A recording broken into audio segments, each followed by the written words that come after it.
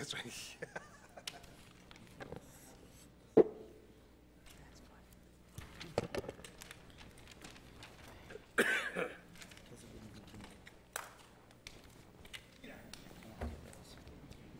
while I was gone, she bought a pocket watch for me while I was talking to you. I came in, she bought it for me. Good evening. Call to order this workshop of the Auburn City Council for September 11, 2017. First item on the workshop agenda is a discussion on state aid to education and tax commitment, and I'll turn it over to the city manager. Thank you, Mr. Mayor, members of the council. This first workshop is in regards to the FY18 budget process. As you remember, during that process, we had a discussion about having the additional school subsidy go 100% towards tax relief. When the news came out on the additional school subsidy, which was more than what people had anticipated, it was in fact $1,222,442 in additional school subsidy. I think we were all pleased about the amount. That meant that we were able to lower the tax rate. The evening before we were ready to set the tax commitment, I received an email from the Superintendent, Katie Grondin, regarding that additional school subsidy, to the effect that because of the essential programs and services and the need to meet 100% of EPS, that not all of that would go towards tax relief for the FY18 budget, stating that $128,755 of the total amount needed to go to help the Auburn School Department's local cost share to meet 100% of EPS. As a result of that, the tax commitment was set without the $128,755. And since that time, there has been a good deal of research that has been done regarding the EPS issue. And we're here this evening to have a workshop on this issue and talk about where do we go from here. I have been talking with the finance director, and Jill Eastman has worked with her staff, and there is a way to be able to credit taxpayers with the software that we have for that $128,755. Mr. Kendall is here, Tom Kendall from the school committee. He's the chair of the school committee, and I see Jude is here as well, the finance director for the Auburn School Department. And without saying anything more, I think I'd turn it over to you, Mr. Kendall, for some comments and maybe some questions from the council and the mayor. Evening, gentlemen. I don't know if I have a lot of comments, but maybe a little bit of background. And certainly the procedures that the school committee went through and the reasons we understand perhaps why we're here. Not that I understand it completely, but we approved a budget and you approved a budget, and we had promised 100% tax relief because that was kind of the quid pro quo for getting council to approve the school budget as presented. And we live by that. We don't back out on our word. 100% will go towards tax relief. We had information through the EPS requirements as we went into referendum, and when we got the additional school subsidy, it upped the amount that local contribution was required to meet the local contribution amount, which, as you all know and we've said many times, is essential for us to maintain so that we get 100% state funding for a new high school. We want to stay on track for always meeting local contribution, and that's the intent. We are doing the best we can to protect the interests of the taxpayer, the the interests of the city and the interests of our students. So of the subsidy, we applied, so to speak, in our own methods, 128 plus thousand to that local contribution, and accounted for it in that way. I think there perhaps was a misunderstanding at some point in that whole transition that we were going to be able to spend that money. As you know, and the school committee certainly knows, we are only permitted to spend that of which the taxpayer has approved, and you approved as a budget. We have no authorization to spend any more money, even if we receive it. So if we had gotten more money from Lewiston on tuition to our Franklin school, we can't spend that. That goes into excess funds, excess revenue. We can spend what the taxpayer has approved, and the balance of that, as you have in the city, as we have in the school, goes into the undesignated fund balance. As you know, and as we have experienced year after year after year, we apply that fund balance to taxpayer relief every year.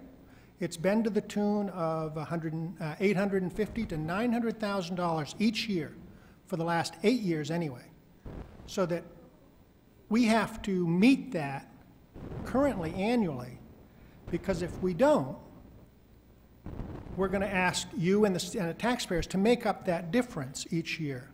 Otherwise, we end up having to cut programs, because our funding is not only the local contribution, the state subsidy, but how much we're applying out of that unfunded designated fund balance.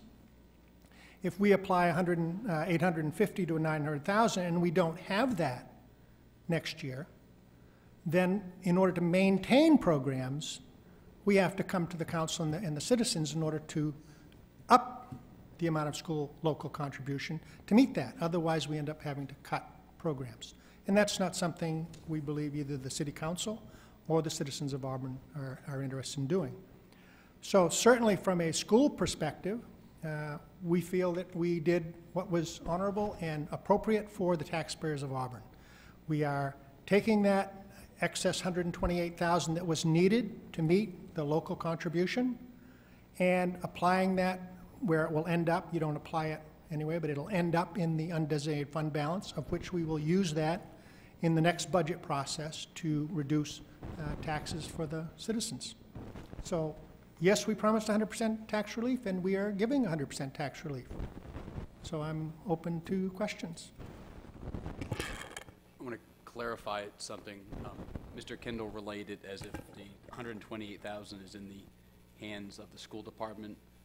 The opening from the city manager is that the funds will come to the city of Auburn, and staff are recommending to fulfill the votes to simply apply it to the accounts on the city side. Is that correct? We can take the software that we have, and we could utilize that software to apply a credit to the taxpayers in the amount of $128,755. Questions from the council? Councilor Cross. Mr. Kendall, did the school department solicit a legal opinion with regard to the disposition of this $128,000? Yes, we have.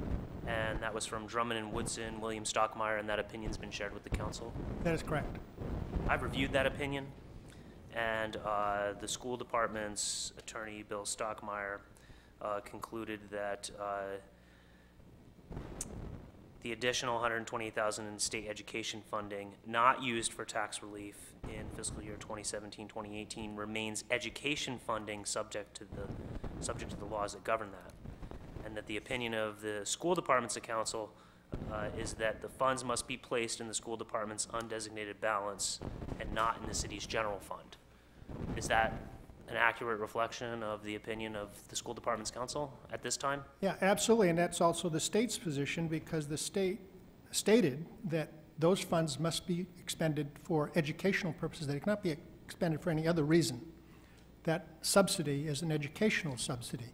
You can't take that and apply it to a... Now, this was extra money that came from the state for educational purposes, and so part of the basis for that opinion is that those are funds that have to be used for an educational purpose. Absolutely correct. So would it be as an extension of the legal opinion that has been shared with this council. Would you agree that it would be a violation of those very laws for the city to take those funds and appropriate them in any other way than what they've been used for in the undesignated fund balance at this time? That certainly would be my interpretation of that, and I believe that's been substantiated not only in the words of Drummond and Woodson, but also as the state mandate, so. Councilor Pross, this is where I guess attorneys make their money using their big fancy words and leave holes. So we can't put those. That's not how I make my money, sir. Okay, well, Me neither. the ones that make their money off government, perhaps. So there's no proposal right now to put that funding in the general fund or spend it for a purpose other than tax relief. What the city manager has put forward and what was the will of the voters and the negotiation with the school committee is that all additional state aid would go to tax relief. So taking that $128,000 and applying it against the credits, against the accounts of taxpayers is allocating it for tax relief, which is in line with what that attorney said. So Well- you can use that opinion and say, well, you can't put it in the general fund, it must be put in the fund balance of the schools, but it can be used in this fiscal year for tax relief, and that's what the managers put on the table, and that's what the voters authorized. Well, and then there's also an opinion, not only that the school department solicited from an expert in this area, Bill Stockmeyer, but there's also an opinion from our own attorney, Attorney Malloy. And his opinion, as I've read it, and as far as I know, it's the only opinion, and I don't think it's been modified. He writes, I believe the proposed allocation has a legal basis, that being the allocation that's been made by the school department. I would note that if the city fails to meet the required EPS expenditure, which would presumably be the case if the $128K were not allocated as proposed by the school department, and additional local funds were not allocated to make up the differences, the penalties in Title 20A MRS Section 15,696 would kick in. So it seems to me that our city attorney that we engaged and paid for a legal... That did not consult with the Department of Education. And when our city manager engaged with the Department of Education, they said that what the clause referenced by our attorney would not apply, and that the city was empowered to use 100% without condition for tax relief. Well, I don't have that opinion in front of me, Mr. Mayor, so I'm curious to find out if the Department of Education has issued an opinion on the matter. I want to know what that is. But we've paid to have opinions from the city attorney and from the school department attorney, and so I'm laboring to try to find out what the issue is. This is not a political issue. This is a management issue. This is something that lies in-house, and I would not fault our city manager or the school department for relying on the opinion of council, and I don't want to see this become a political issue, because I don't think it is. I mean, I think it's not infrequent in both mine and Jim's business to see this very result, where there's a negotiation between two parties that exists, but it doesn't necessarily presume the existence of secondary factors, and that seems like where we're at right now.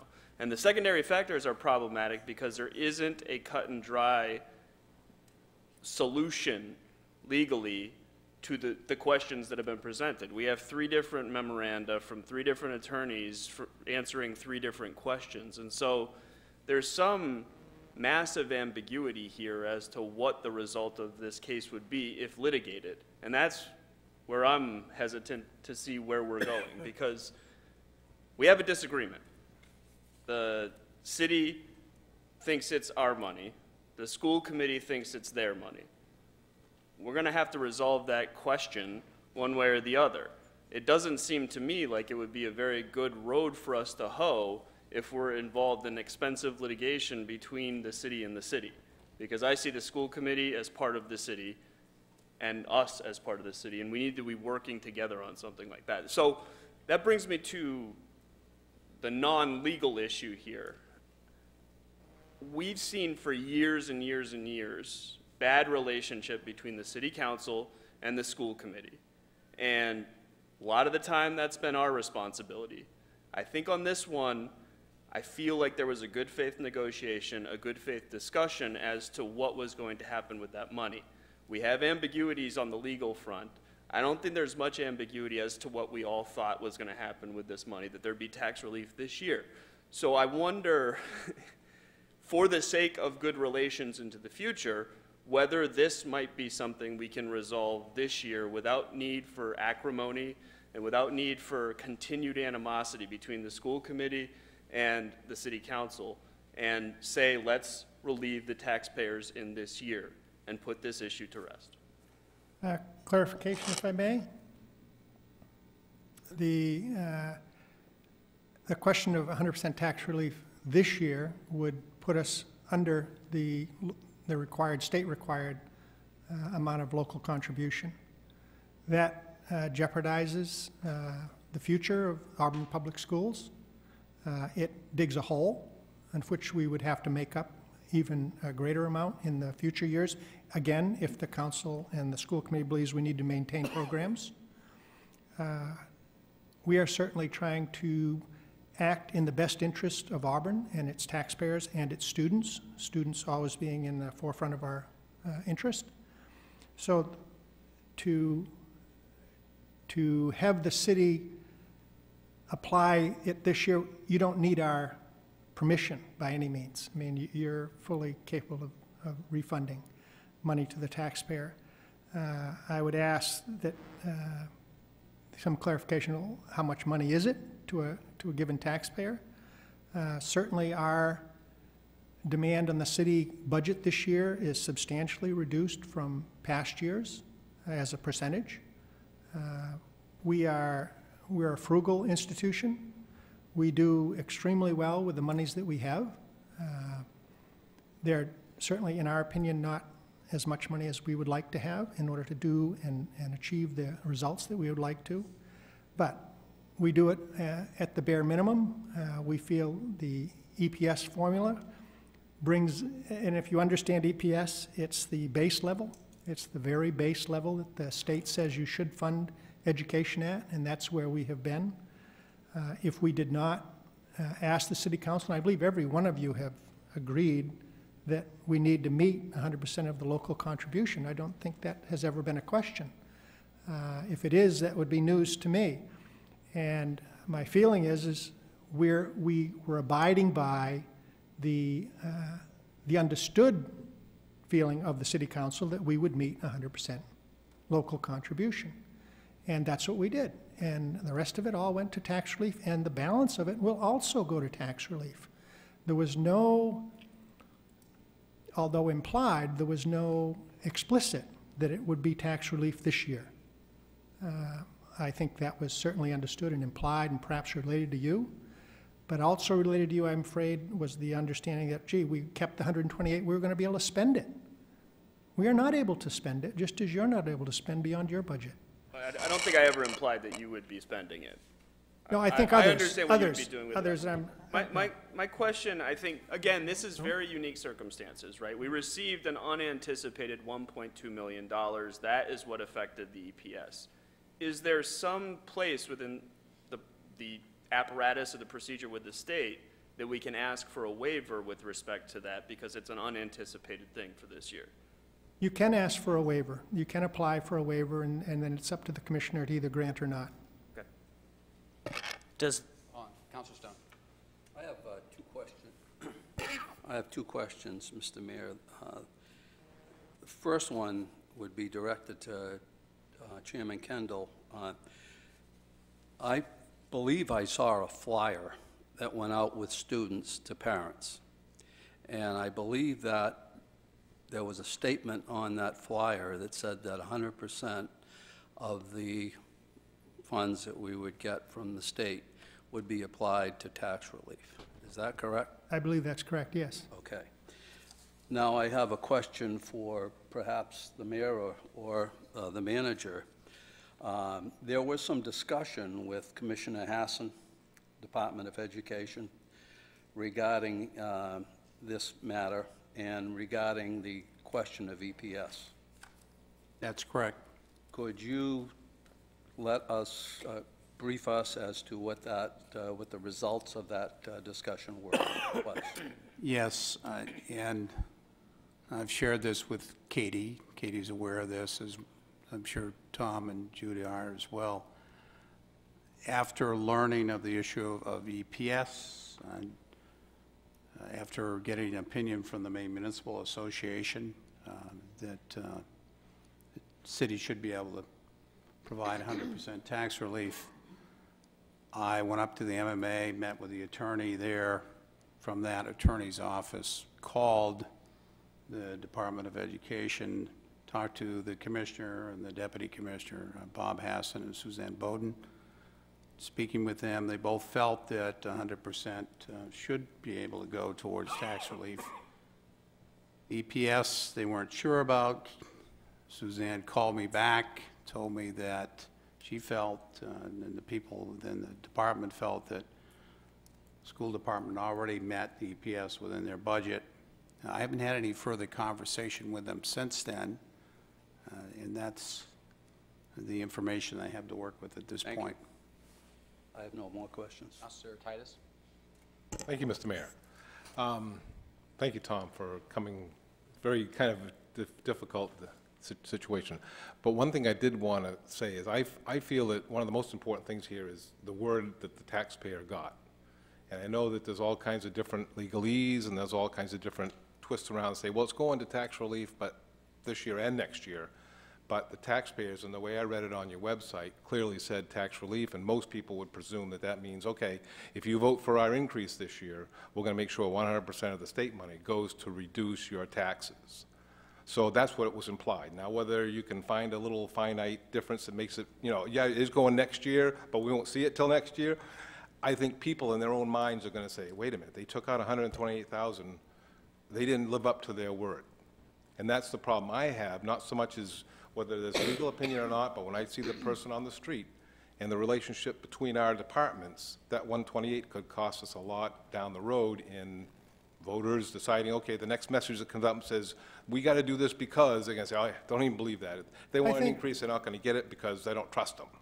So we got to be careful how we handle this. I hear that. I have not heard that as a complaint from the citizens that I talk to, but I think those that hear the fact that, one, yes, they are going to get 100% tax relief, but the fact that doing so this year and retaining the 128 plus allowed us as a city to meet the local contribution as required by EPS formula. I've had no one say, gee, you know, I object to that. I really expected the extra $1 or $2 in tax refund, you know, or tax relief coming to me this year. That has never been an issue for anyone. Yes, there's this question, we said 100%, and we stand by that. We ask the citizen to understand that they're getting the 100%, the vast majority of it this year, but they'll get the balance of it in the next year's budget. Well, but you understand that most folks look at next year and say, okay, but now you're going to formulate a new budget, and we don't know for sure if we're getting that savings or not. This year, if it's in the bank, it's in the bank now. We know it's a savings this year. Next year, if it gets buried in a new budget, it's going to be hard to tell. Well, so I just got to say that, again, the mistrust, and I know it might be around in your circle, but I know that in my walk-arounds and in talking with people in my circle, people are concerned about that, not so much the amount. Yeah, $2 doesn't mean a whole lot, but it's the idea that we made a deal. There's no ambiguity in the sense that, yes, it will be tax relief. There's no ifs, ands, or buts. I mean, it will be tax relief next year. We will apply using the 128 plus whatever balance we have this year, undesignated fund balance, towards tax relief. And we've done that for the last 8 years. So there's no mystery in what the school department has done with any funds that it's had available. We have done the very best we can to take any savings. Again, we run a very frugal ship. We're able to carry forward, just as you and the city do, a fund balance, undesignated fund balance that you apply towards either tax relief or unexpected expenditures, whatever, and in the next year. We don't have that exact number this year. We're expecting about a $450,000 undesignated fund balance once we go through the audit. That's going to put us about $500,000 short going into this next budget season, short of what we need in order to maintain our current programs. And that doesn't include, salary increases, negotiated increases, health insurance increases. But for us to maintain it, we're going to start this next budget session, which is going to be a very difficult budget session, about $500,000 less. Now, that's being relieved somewhat by the 128. So now we're only at say $380,000, $370,000 short of where we have been over the last 8 years.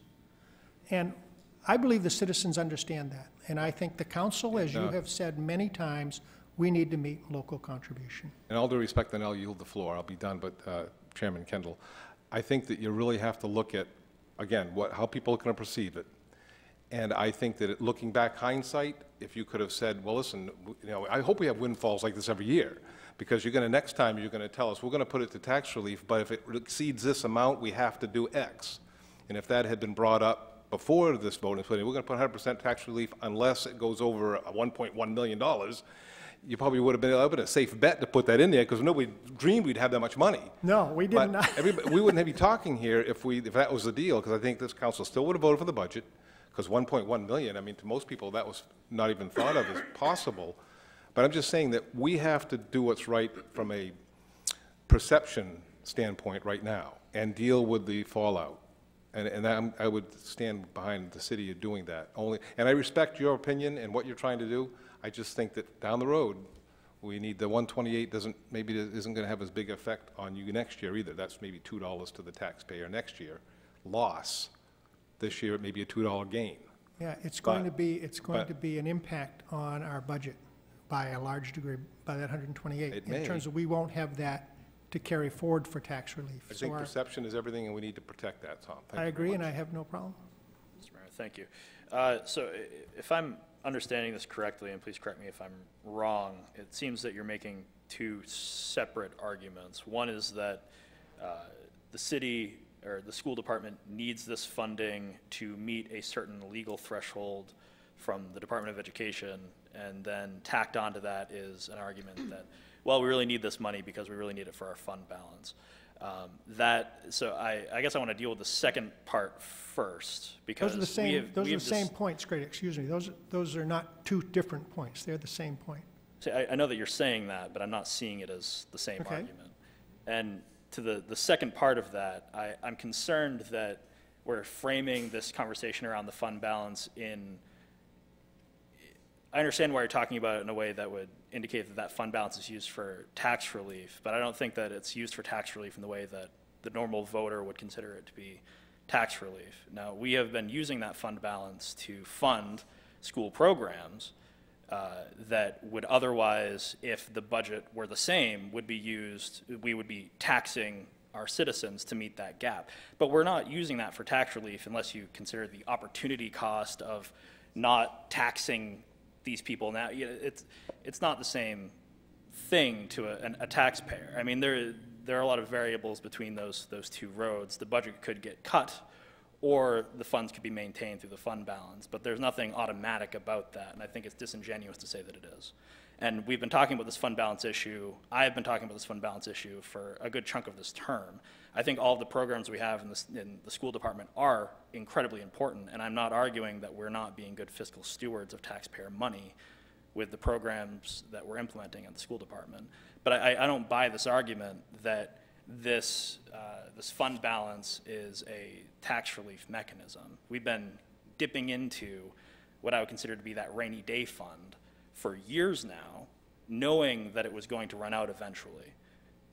That has been made clear to me through this entire process. But that's not really my issue here. I would rhetorically want to rebut that point. But I guess my real question here, and I'm trying to just parse out what the real dispute is here regarding this $128,000.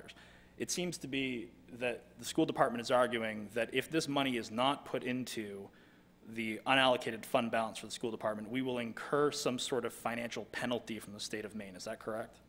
It does. It would be under the local contribution requirement amount, but as I believe either Mayor or Peter had suggested, you can apply for a waiver so that we would not be penalized. That was made it clear. So there's a possibility of being waived, so there would be no penalty. So waivers aside, and Katie, I might direct this to you. Waiver aside, if that money today was taken out of the school department's budget and placed in the city of Auburn, is it, in your opinion, that would incur a financial penalty from the state of Maine? And could you describe what that penalty would be? you could just, is there a reason she's not just answering them? Katie, is it possible to just answer the question? Yeah, we would have a penalty. We didn't have a waiver? Yes. Yeah, so today, if that, so your position would be that, so what is the nature of that penalty? Could you describe that for me, please? It's a financial penalty. The state subsidy is reduced. Would they pull the entire subsidy, or would it be No, reduced no, in no, a? it's a dollar amount. It's proportionate. I believe it's a 1 for 2, thereabout, at least in the past, it's been like $1 for every 2. Okay, so that is the argument of the school department, barring a waiver. Correct. On the city side, it seems that there is a competing argument as to what the result would be if that money was not left in the school department. Is that correct? Are we arguing that we would not incur a penalty regardless of a waiver if we use that money toward tax relief? Yes, again, my understanding is that, based on my conversation with Susan Bowden, who's the Deputy Commissioner of Education, that the school department already meets EPS within its budget. That's the knowledge and information that I have based on that conversation. I haven't heard anything different since then. Okay, so that seems to be the crux of the argument. Yes, if I'm we'd be correct. happy to show you the state website So that shows that we're not meeting. Statute is great, regulations are great, but we have people we can talk to at the Department of Education who can give us a clear opinion if I'm not mistaken. They're the ones who ultimately are exacting the penalty from us. If this is a question, an open question, is it possible for us to get an opinion from the Department of Education to determine whether or not we would in fact incur a penalty? It sounds like we've already had an informal conversation with the DOE, but is there a way to get a formal decision from them, since they're the ones who would be exacting this penalty from us in the first place? The Department of Education has put before the Attorney General the question of the waiver at this point. It is not I'm not talking about the waiver.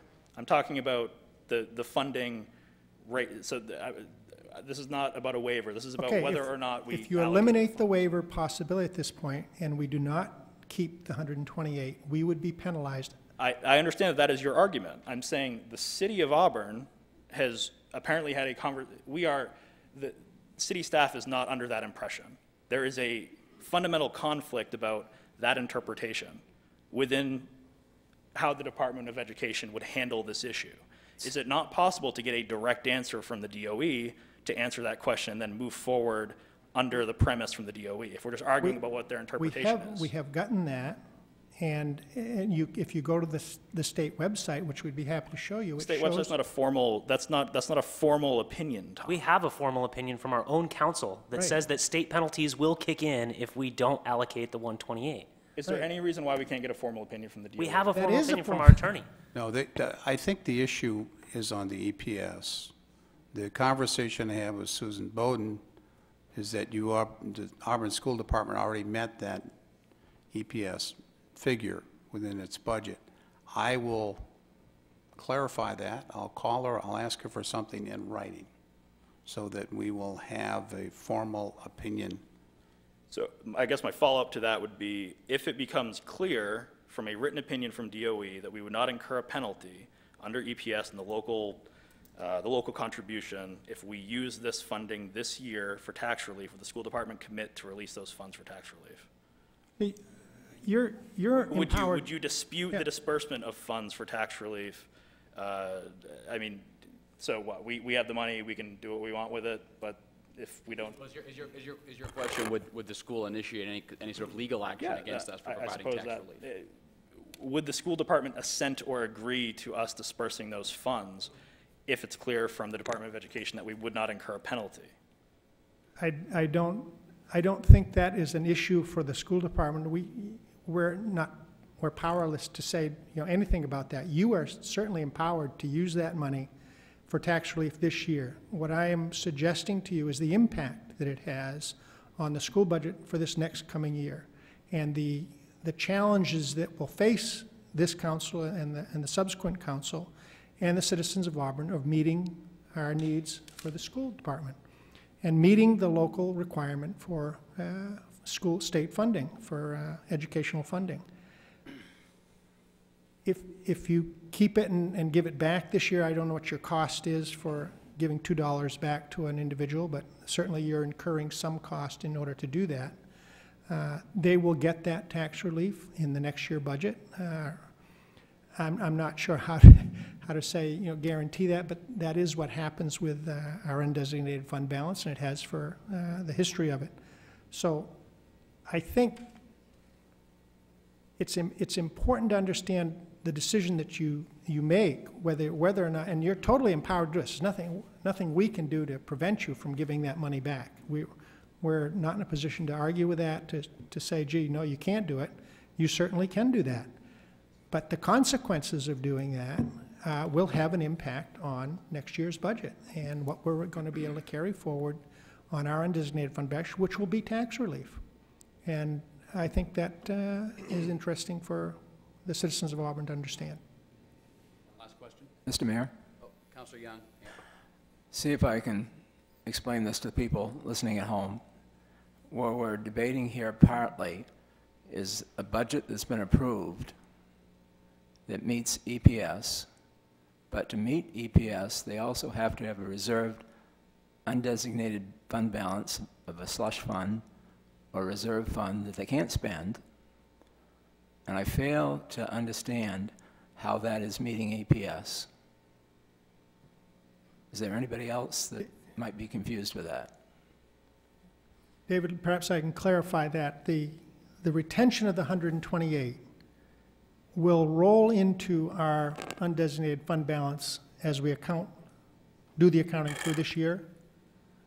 And so any undesignated fund balances, we've carried about 800 or 900,000 that we've been able to apply out of that undesignated fund balance to tax relief. We've used that to fund the school programs. Okay, that's not answering my question. Yes, Councilor Young is raising the irony of at least the argument that we're hearing from you, Mr. Kendall, is that to meet the state's minimum funding requirement for essential programs and services, correct, you're arguing that we should put $128,000 in the bank, which we cannot spend. No. And that's this That's question exactly of, what I'm saying. Thank you. And the people at home are banging on their TV sets right now and saying, why doesn't somebody ask that question?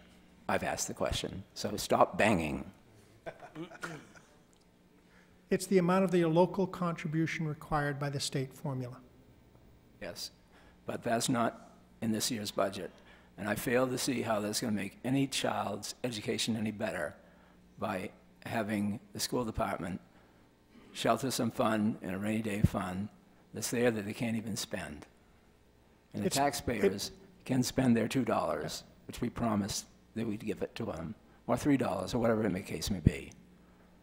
As Councilor Burns pointed out, if we achieved a waiver, which is still in question, without the waiver, yes, we will be penalized, so there will be an impact on students. That we will be financially penalized by the state if we do not keep that 128. And that means $2 will be what, $1? It's, for every $2, I believe it's a $1. At least it has in the past, thereabouts. I don't see how that helps you establish your EPS at all. I think you need to ask for a waiver now because you can't spend that money. That's correct. We can't spend it. But we need to meet, the city needs to meet the local contribution amount that the state has determined based on the city valuation. The city needs to contribute X dollars to local education. It comes up with a formula based on our valuation, what it is. It says this is what the city needs to raise and apply to education. Using that formula on the new calculation after the subsidy, the city fell $128,000+ short of that requirement. Now, we understood from every councilor that we needed to meet, and you agreed we needed to meet 100% local contribution. That is what we have done with that $128,000, is brought the school budget, the contribution from the city, to that number so that we met it, which we believe was the intent of the council all along and always has been. So the fact that 100% didn't go to tax relief this year, it will go to tax relief. The balance of it will go to tax relief in this next year. I'm going to allow one more question from Councilor Lee so we can move on. This is the question I think we all want clarification on. I'm guessing the people banging the TVs at home want clarification on.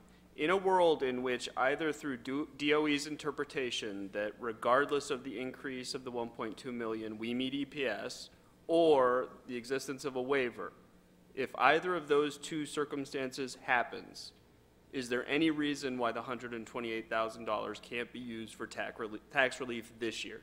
There's absolutely no reason you can't use it for tax relief this year in either case. So, You're empowered to do that. That's not the question. The Yeah. question is, from the school committee and the school department's perspective, is there a reason, if either of those two things happens, that 128 shouldn't be used this year? Like the new high school we're trying to build and get Right. state funding You'll, for. if,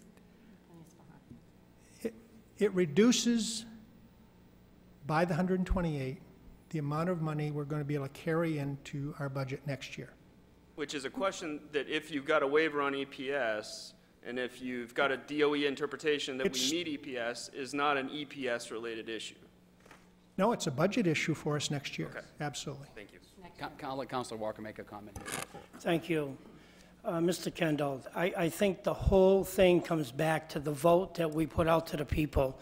I think we honor the vote, and that's what we put out there, whether you knew the exact amount or you didn't know the exact amount. That was your problem, their problem as finance people in your department. You guys made the mistake. We've got the money in the bank. I think it stays there. The taxpayer voted to cut their taxes that they'll pay this year, and I will never vote to give it back to you. So EPS or anything else can come forward and cry all they want. You made the decision to say we could have that 100%. Taxpayers voted for it, and that's the way it should stay. I know the mayor would like to close this portion of the workshop. I will follow up with the Deputy Commissioner of Education, Suzanne Bowden, and get something in writing regarding the EPS question. Very good. We have a meeting next Monday, and I'll report back then.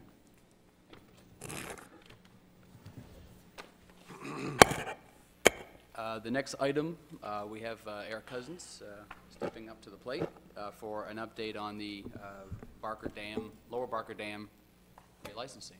The floor is yours, sir. Good evening, Mayor, City Council, and Mr. Manager. Been in front of you a number of times since 2014 on the Barker Mill Dam. As you know, the Barker Mill Dam uses the Little Androscoggin to generate power. It's sort of a unique business model compared to what we usually see for private business within the community, because they use a public resource, the river, and the river flows to generate power rather than using their own private property. So FERC, Federal Energy Regulatory Commission, does take the impacts that they have on that public resource into consideration as they issue a license that's good for 30 to 50 years. So there are very few sort of check-in times to consider what the local needs are, try to look ahead 30 to 50 years and anticipate what the local needs will be during the term of that license, and then to try to get the user of that public resource to compensate the people and communities that are impacted by their use of that public resource. We are about 3 years into the public relicensing process, started in 2014. Most recently, we filed comments in August for the whitewater flow study that they were required to do. The whitewater flow study really showed that there were some deficiencies in access to the portion of the river that's impacted by the dam. It can be slippery and unsafe to get in and out of the water. And also that the flows at certain levels that we do see after rain events in the spring and sometimes in the fall as water levels rise are not always suited well for expert canoers or kayakers, but they can provide a very good experience for a novice or intermediate canoer or kayaker, which is exactly the target for most of our residents here in Auburn. There are a lot more amateur canoers or kayakers or people that may try canoeing or kayaking that are out there. After that, in the process was a date to submit what's called a motion to intervene.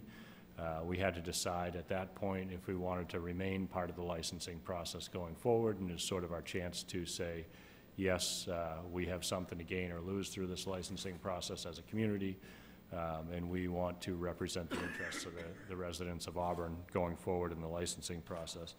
We did that on August 21st, and then at the end of August, the last couple days of August, there were a number of local stakeholder scoping meetings with FERC, hosted by FERC, and we participated in those.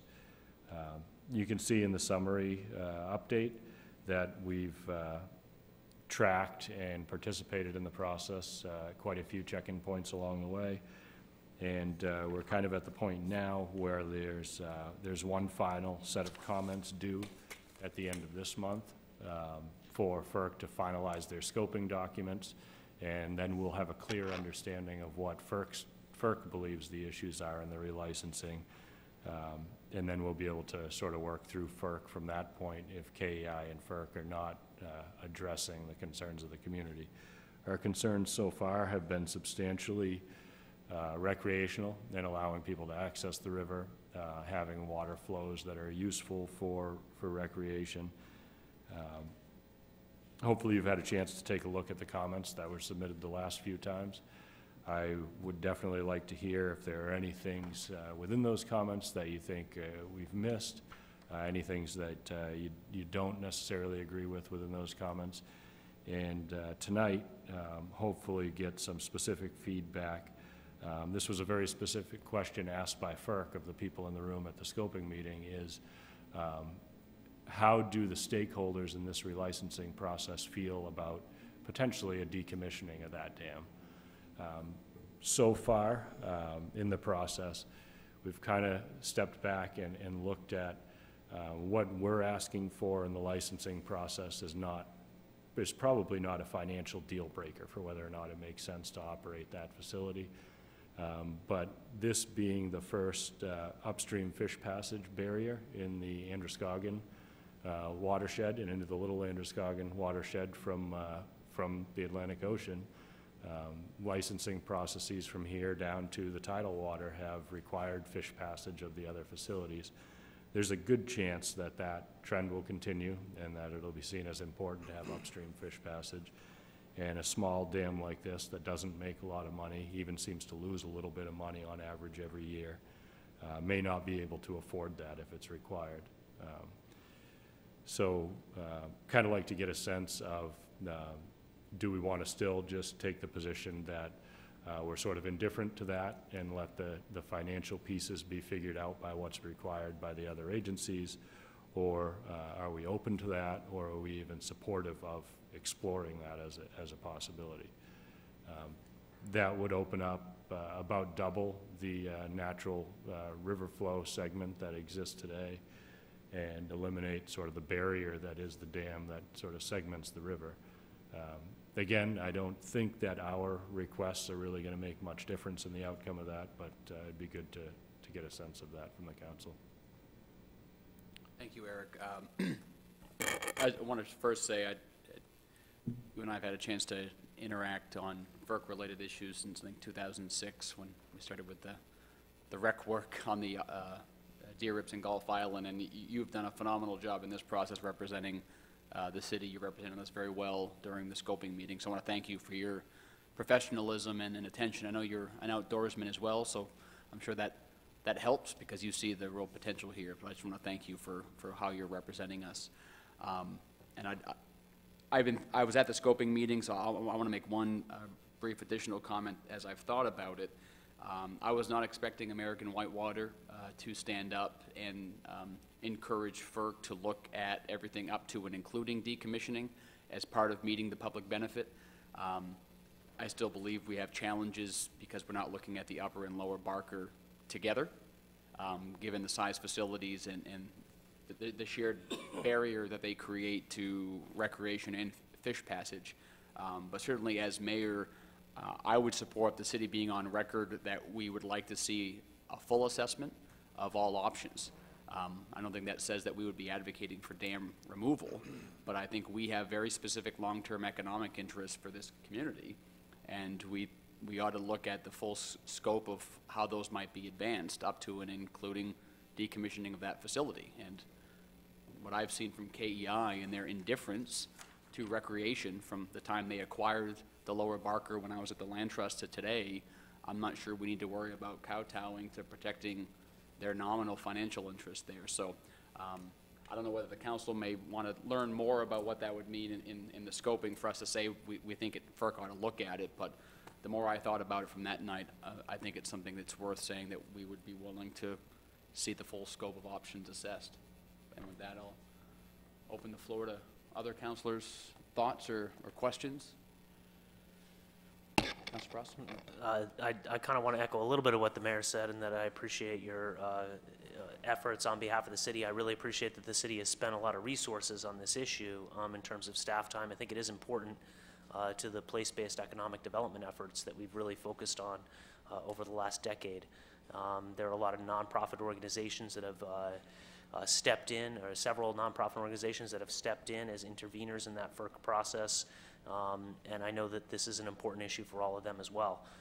Those organizations are doing good work in this community to try to promote place-based economic development and outdoor recreation.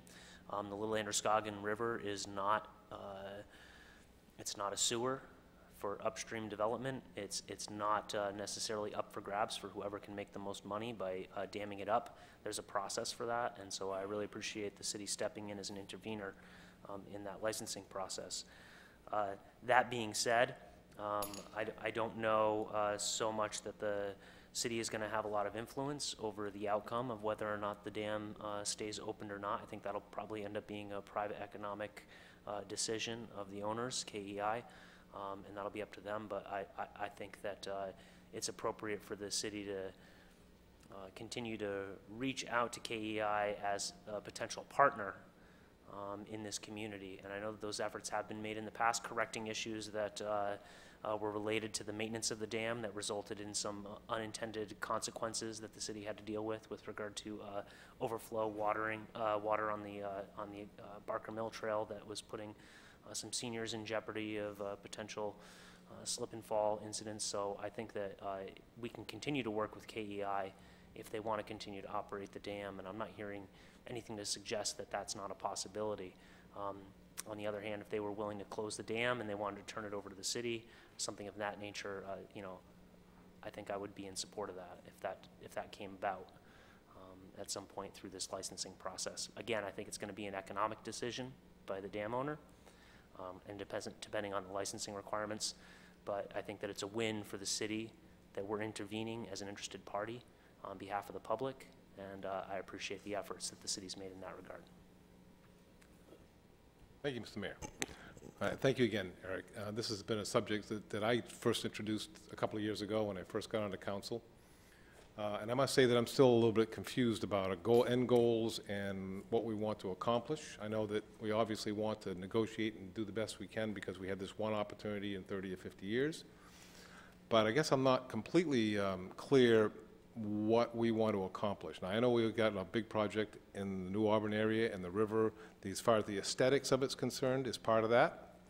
But I don't know if I got a good understanding of the whitewater study. The group said, he said novice and intermediates would enjoy it, but was it really substantial enough to draw in people and have events that would be worthwhile? Or I guess what I want to do is for the common person to understand that we got several things we want to do, but how does it, in plain English, what's our goals for the city in all of this? Not just, again, all the crazy talk. So I think if the facility was highly profitable, our goals would be different. I think we've tried to be reasonable in what we're asking for, knowing what the facility may be able to afford. We've really focused on, right now it's very difficult for someone to put a canoe or a kayak in above or below the dam.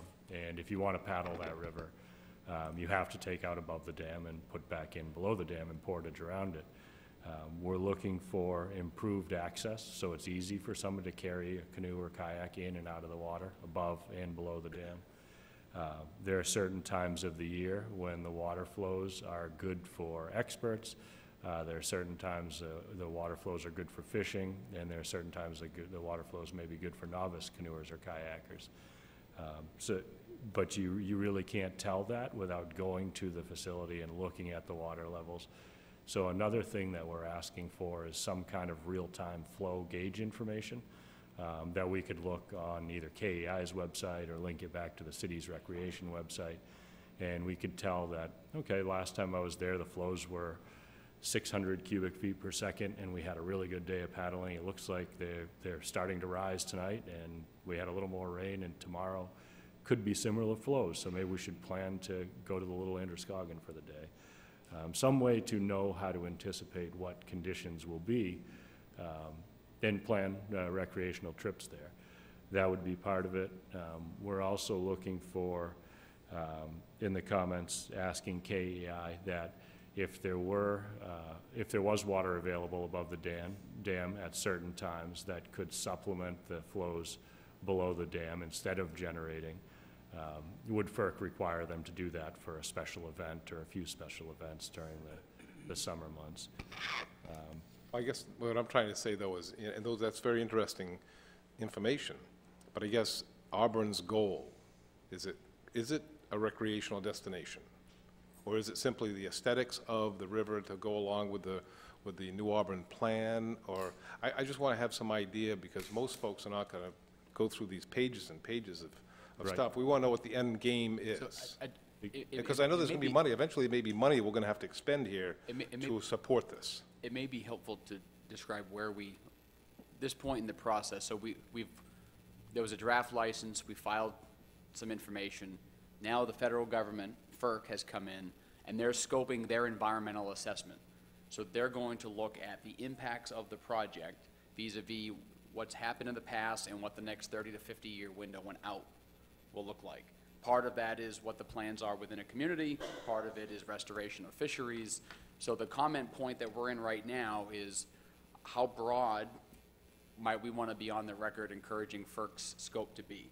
Because then FERC will do their assessment, there will be a draft license then open for comments. That's when, if what's going to be on the table for the next 30, 50 years we don't agree with, that's when we weigh in asking for specifics. So what we have in the process asked for things, that where we are right now is how broad, and are there specific things we want to make sure that FERC looks at with respect to the area from the upper Barker Dam, in essence, to the main stem of the river. For fisheries, they're looking up to South Paris and down to Brunswick. So really, we don't know yet until we're So- trying to keep our options open, is what we're at that stage right now, is keeping our At options an open. absolute minimum, we're looking to offer safe and convenient recreational trips to our residents. I think within the next 30 to 50 years, if there's safe and easy access to the river, and you can look online to see what the flows are and know what your experience will be on a given day, I think it could attract people from around the region. I don't think somebody will fly across the country to paddle that little stretch of river, but somebody from Brunswick or Portland or Lewiston or surrounding town may have a fun little whitewater stretch there a few times a year.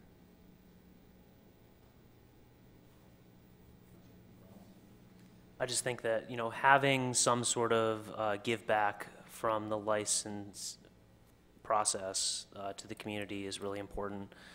Whether it's timed releases that happen a few times a year that organizations that do paddling activities can count on.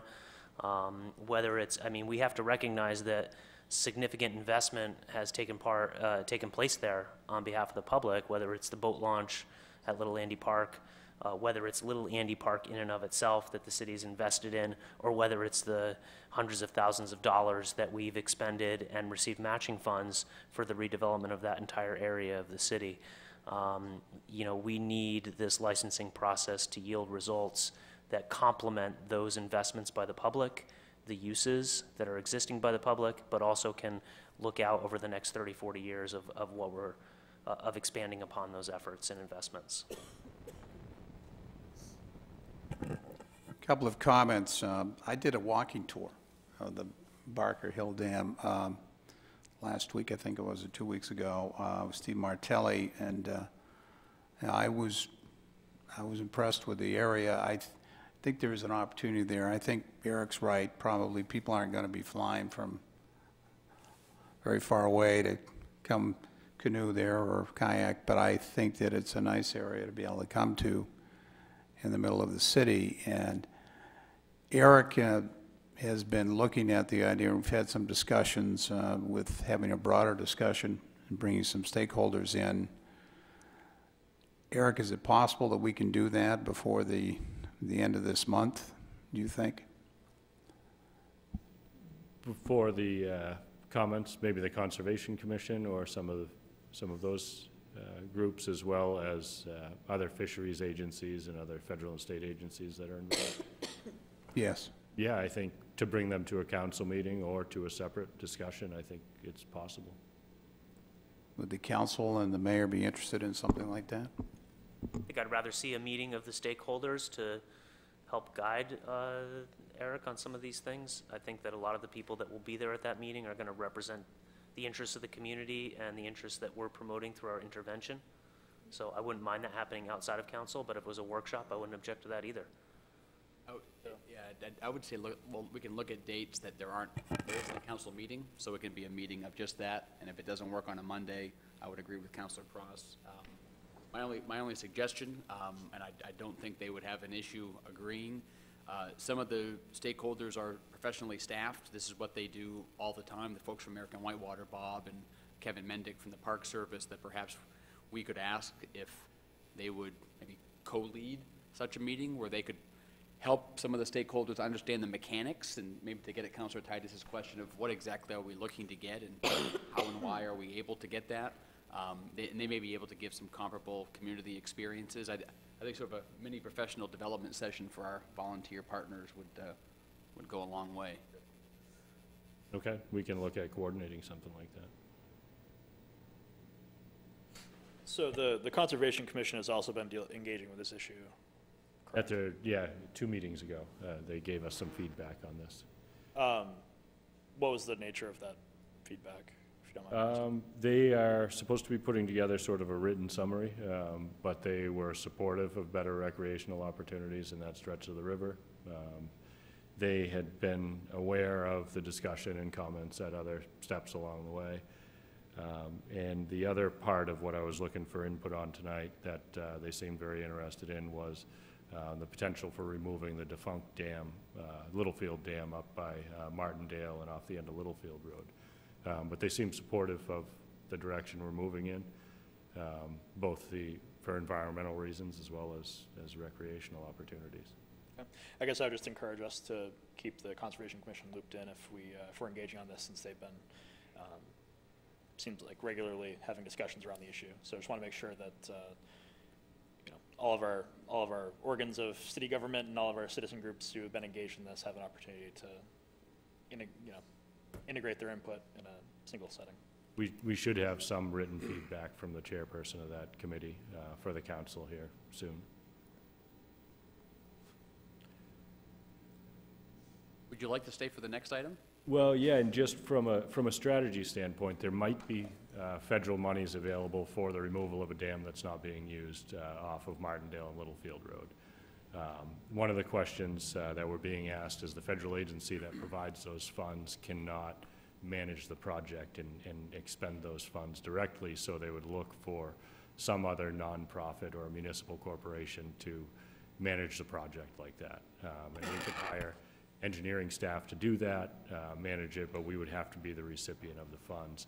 And I'm curious if the council is open to letting us explore what that might look like. I think that sounds like a great project for ABDC. But Yeah, I'm very familiar with that. It's between this 12th and the 13th hole, so as I'm grousing about having bogey 12 again, I take a look at it and it calms me down.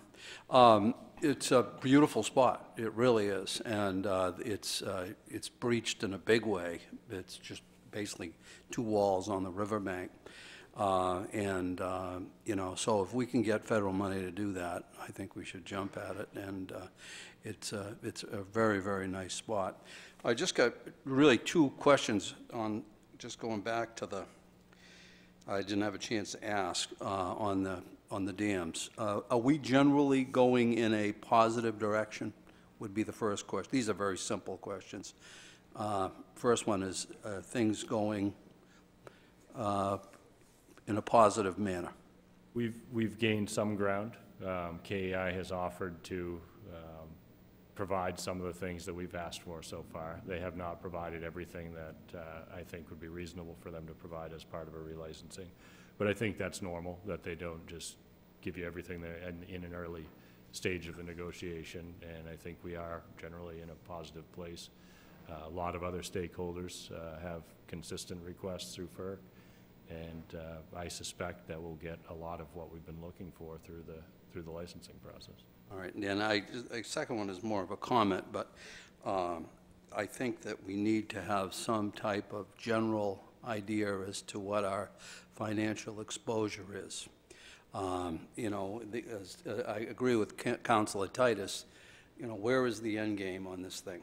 And we really need to get is this a $250,000 project? Is this a $1 million project? We need to have that down, because why spend all of the time and effort and resources pursuing this and come to the conclusion that we can't really afford it or don't want to do it, or the money's not there. So, you know, we need to start framing this up in terms of, you know, large a framework of numbers so that we know what we're talking about here. Are you suggesting the actual removal costs of a dam? I'm talking about, no, in terms of, you know, let's say, for example, the KTI decides that it's not something that they want to continue, they want to basically get out. What would that cost? You know, what are we talking about here? And I don't want it down to the nearest $10. It's obviously impossible, but just a general ballpark as to what the cost of this, some of the alternatives that could transpire would cost the city. So what I'm advocating for is not that the city would take on any financial responsibility for any removal or any expense for that matter, just that KEI, for using the river, would contribute something towards the maintenance of trail facilities, improve river access, provide real-time flow information. If FERC required KEI to do an analysis of what decommissioning would look like, we would see those numbers, but I wouldn't advocate that the city take on any of those expenses. Okay. And even with recreation facilities, both Lewiston and Auburn have done a fairly poor job. This is pre-Eric being on staff. The license owner has an obligation that if a recreational facility is provided, they have to fund its maintenance. And in the past, Lewis and Auburn would, like the North River Road boat access, oh, thanks for building that. Because you're such a generous corporation, we'll pay to maintain it long term. Same with West Pitch Park. Same with the Lincoln Street boat launch. The reality is those companies, if KEI invests in a trail improvement or a water access, they have to pay to maintain that for the life of the license. And in the past, these companies have done a good job getting towns to sign off saying, well, we'll take care of it. So there's no financial exposure unless we take it on at the end of the process.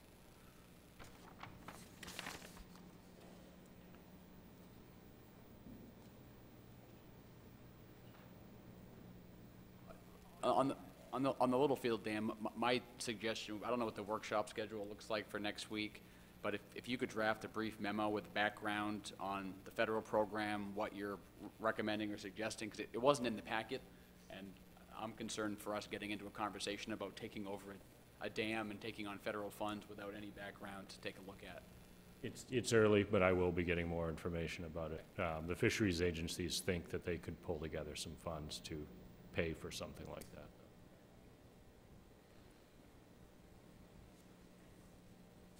Great, thank you. Would you like to take up the next item? Yes, please. It's yours. The city has been participating sort of as a single stakeholder in a group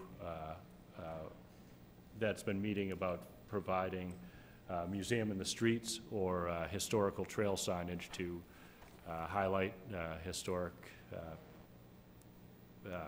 valuable spots and historic locations within the city. It's been done in a number of other communities. This project is really being driven by the group of stakeholders, including the Androscoggin Land Trust and Grow LA. And we have Peter from Grow LA here and Shelley from the Androscoggin Land Trust. Staff's involvement has been just minimal, really. They've done most of the heavy lifting. I think this could fit into the wayfinding sign effort that we started a few years ago. We do have $25,000 that is designated for that purpose. What we're hoping to do tonight is to give the council an update of what's being proposed for history signage. I think it could be a real asset to the riverfront and the downtown, and get your sense of whether or not you'd like to participate financially in that with funds that are already designated for wayfinding purposes, and go from there. So with that, I'll turn it over to Peter Rubens. Hello. I'm with Grow LA, and I'm the chair of the Grow LA River Working Group.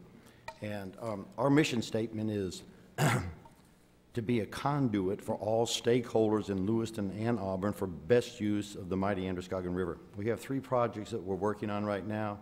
We want to publicize the Little Niagara, our Great Falls, to get local people and people from away to come and see our geologic wonder when it's roaring.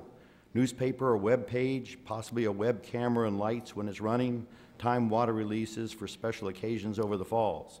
And we've been negotiating and talking with Brookfield about this. The second one is to help formalize a first-class history trail circumnavigating the Great Falls from West Pitch, around the walking trails, all the way over to Veterans Park. The Androscoggin Land Trust has a GPS history trail operating, and our plan is for 20 to 30 signs telling our history, geology, the story of the Native Americans, colonists, Irish, French, and current immigrants. And the third one is promoting the river as a fishery, canoeing, kayaking on the river, and a first-class fishery. So just a little history. Of course, we know in 1972, the Clean Water Act came into effect. I moved here and accepted Lewiston Auburn, chose Lewiston Auburn as my area to live in that period of time, and started working with a small group, and we call ourselves the Androscoggin River Committee. Dick Trafton, Bonnie Lounsbury, Carol Ray, and myself started calling EPA, DEP, talking to the cities, and petitioning for a cleaner river. At the same time, in the 80s, Central Maine Power started negotiating for the Monte Hydro license above the Great Falls, and in 1986 went online. At that time, our group, the Androscoggin River Committee, had petitioned Central Maine Power for walking trails, a history trail, interpretive signage, and the boat launching facilities. In their preliminary recommendations, they recommended interpretive signage, Indians and prehistory, hydropower, and urban development. Interpretive sign pertaining to the canal system and its preservation. They also said that they would assist in extending the existing river walkway and restoring the footbridge to the south of Great Falls. And then, as a note at the end, it said immediate needs, none. So basically, we did get a few boat launches, but they totally ignored the history trail. They totally ignored the signage. So here we are today. Lewiston Auburn has it all. We have a state park, we have trails, museums, fishing, and a history trail, restaurants, kayaking. All of these things make LA a destination to spend a day, to walk the trails, to go to the museum, to go to restaurants, and tell their friends. We are at a tipping point for an image makeover. Grow LA, Androscoggin Land Trust, Museum LA, Bates College, Androscoggin Historical Society, Healthy Androscoggin, and Lewiston and Auburn administrators are ready to start with the goal of having the magical LA history trails up and running by next summer. Let's go to work. These trails will attract people to LA to learn who we are. Tourism is a $5 billion industry here in Maine, and we would like to just get a little of that. So that's where Grow LA is going, and Shelley, you can have the mic. Hello, my name is Shelley Kraszewski. I'm the Executive Director at the Androscoggin Land Trust. And ALT, I'll refer to Androscoggin Land Trust as ALT going forward to save a little bit of time. ALT developed a smartphone app history tour that was finalized in 2015. And if you haven't experienced it yet, I encourage all of you to do that.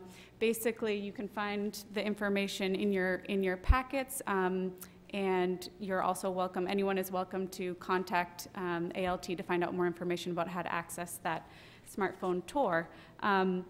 And we've been working with this working group that I think, as Peter mentioned, all of the members of the group, we really think that these partners make great contributions to the strength, vision, and accuracy of information that would be needed for a physical history tour. So taking the existing smartphone history tour and putting it on the ground.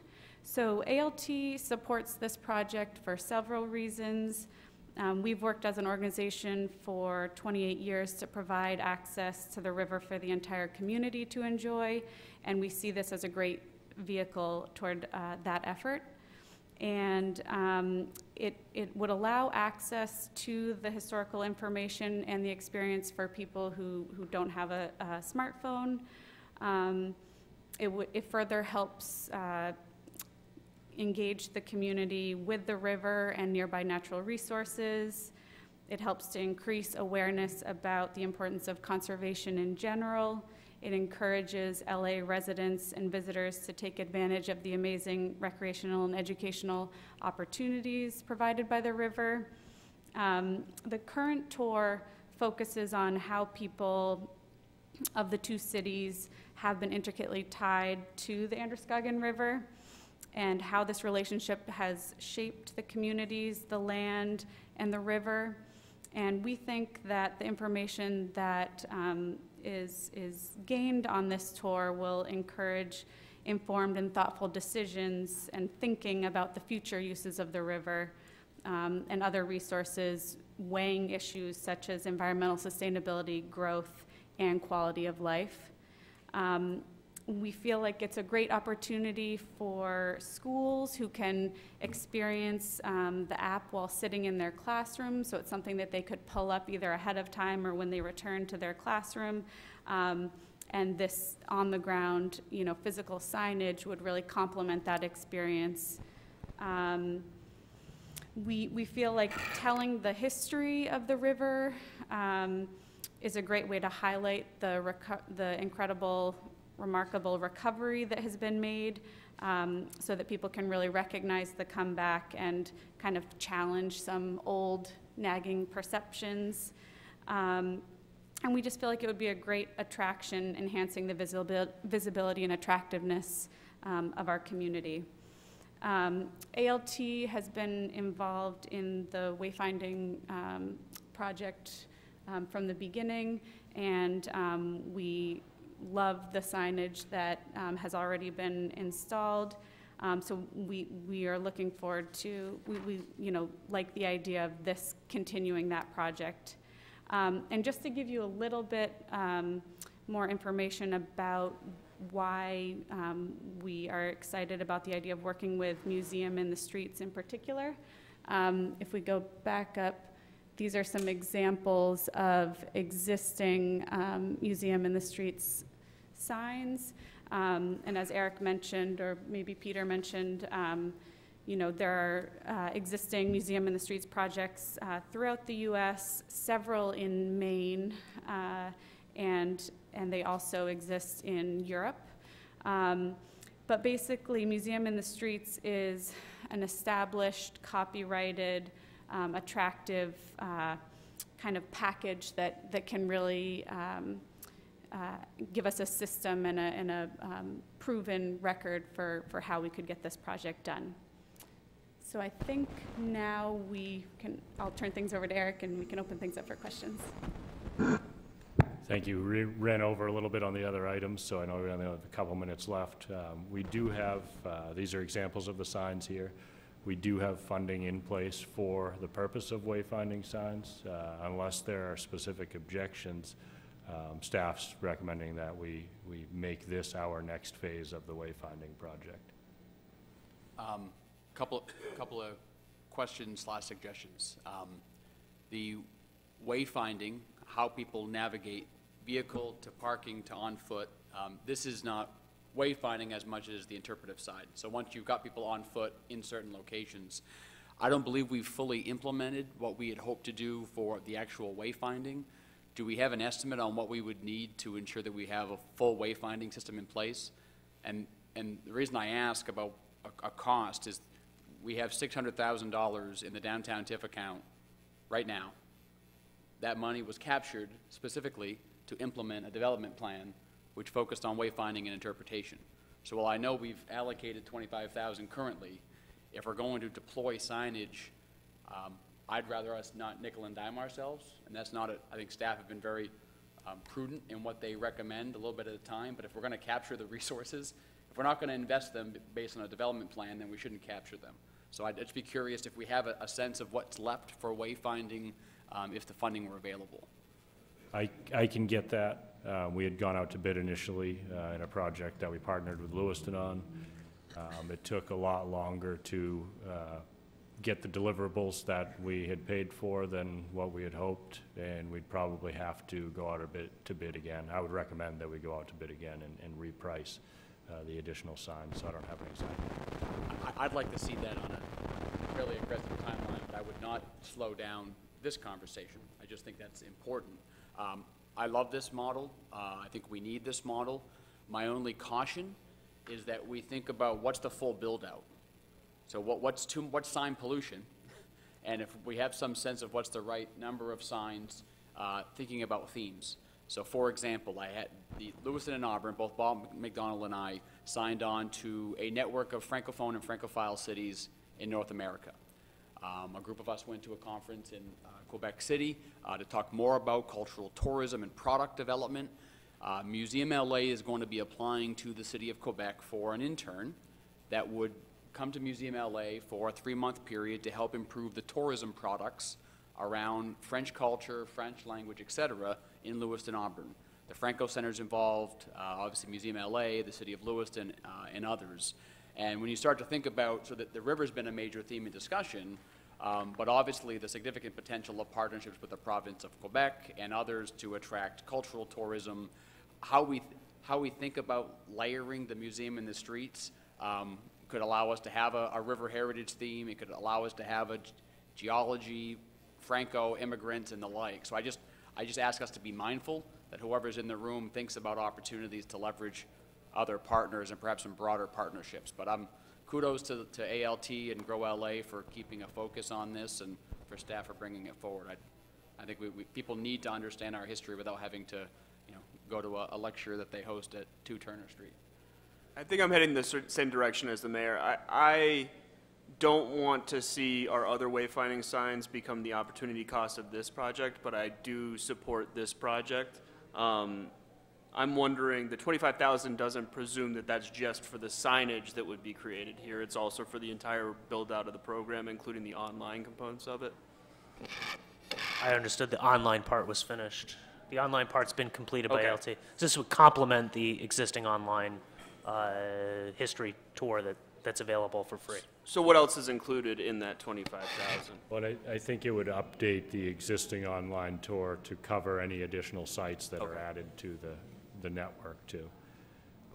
And there's some outreach money there that maybe that maybe we don't need to advertise and do as much outreach as is suggested in the budget, and some of that could go towards installation. We do need to figure out some more details about total installation, maintenance costs, and all of those things. But I don't want to spend any money or too much time on it unless it's a priority for the council. So I guess I would just basically echo the mayor and Councilor Lee. I think we're kind of building toward a kind of yes and approach. I love this project. I also, and I don't want to see us, I'd love to see this project move forward, and I would love to see the city put its muscle behind it. I would just echo what's been said regarding kind of our comprehensive signage plan. And, I think it's important for us to, it really adds, it really changes our atmosphere of the downtown, of the riverfront, when we have specific wayfinding and also informational signage that It makes it a more welcoming place. It makes people feel like they're supposed to be there, and it really helps pull people toward the places we're trying to pull them to. So I would love to see this project move forward. I would also love to see us continue to engage as a city in ways that we can make sure that we have a very comprehensive approach to pulling people toward our downtown and our riverfront. Thank you, Mr. Mayor. I too am in support of this, especially if the money has already been earmarked, so it's something that we don't have to worry about budgetary reasons. But one of the concerns I had was who's going to decide what's will be on these signs and where the points will be. Will there be any public involvement in that process or simply a committee? When this is all said and done, I just don't want people feeling like a major part was left out because we didn't get the input. So, Do you want to answer? I know at a minimum, it would be the working group, including Museum LA, Grow LA, Healthy Androscoggin Historic Society, but I think we could incorporate some public and just general advertised public involvement into that process as well. Doug Hodgkins is on our committee, and he's the president of the Androscoggin Historical Society. We have several Bates professors that are involved with indigenous people and the Native Americans, and I think it would really be important for us to have several signs talking about the history of 15,000 years of their living here until we came 300 years ago or 250 years ago. So it would really be a real interesting place to go. And a lot of people that live in town have visitors, and they go, what do we do on a Sunday afternoon? This is a perfect thing to do, is come down, do the walking tour from the Great Falls, West Pitch, all the way out over to Veterans Park. And I think Veterans Park is kind of an area that's been overlooked totally. I mean, there's very few people that go to it. And I think Lewiston, and the other thing that I think is really important is we're literally working with Lewiston on this. The two cities are working together on this. And I think this is a major breakthrough. Nobody had to vote on it.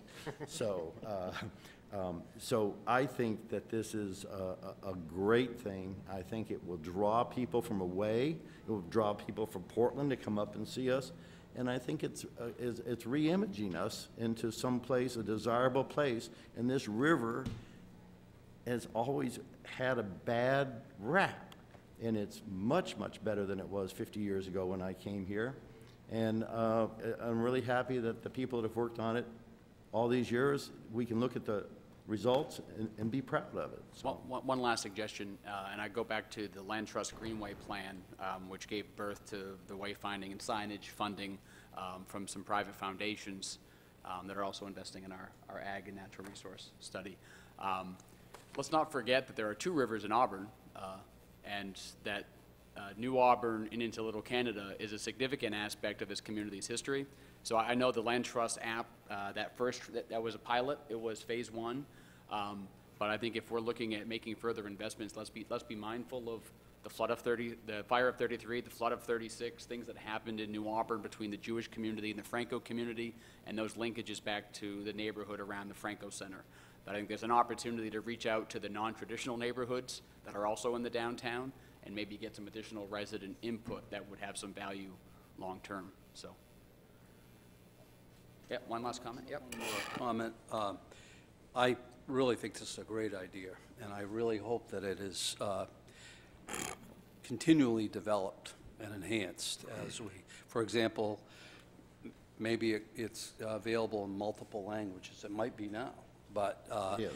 yeah, so if you want it in French, you can get it in French. If you want it in English, you can get it in English, et cetera. But I had an opportunity earlier this summer to, I've been to Quebec City a number of times, and I never took a bus tour around Quebec City. And it was just unbelievable as to how it opened my group's eyes about Quebec City. We would have never seen some of the things that we saw, and it seemed like it was a GPS-controlled type of presentation. You had headphones, and you drove around the city, and it must have kicked off what corner you were at, GPS coordinates, et cetera, and it was seamless, and as you went around the city, and I could envision down the road perhaps where some entrepreneur would want to put together a bus tour. and have a double-decker bus so that you can have, you know, people undercover on the first level and maybe people up in the open air going around the Lewis and Auburn area, and really get a good drink of water as to our history. So this could be really a tremendous asset to not only marketing the city, but to the recreational experience here. So the platform that the Land Trust launched, last quick comment, is already geocoded. So if you have your headphones in and you walk with that app open, it will follow you as you go and show you what you're seeing. And there's a water-based version. I think Lewis and Auburn may be the only community in the country that has a geocoded, water-based tour available. We'll try it out. I actually narrated that at the tour, so if you get, you know, if you want a little more Counselor Pross in your life, you could take the tour out there on the Riverwalk with your cell phone app and get the triggered narrations at every GPS coordinate that you hit. And with that, so thank you guys. Appreciate it very much. Thank you. We will take 5 minutes, no more than 5 minutes, and then we'll come back for the meeting. Okay. Or Councilor Pross.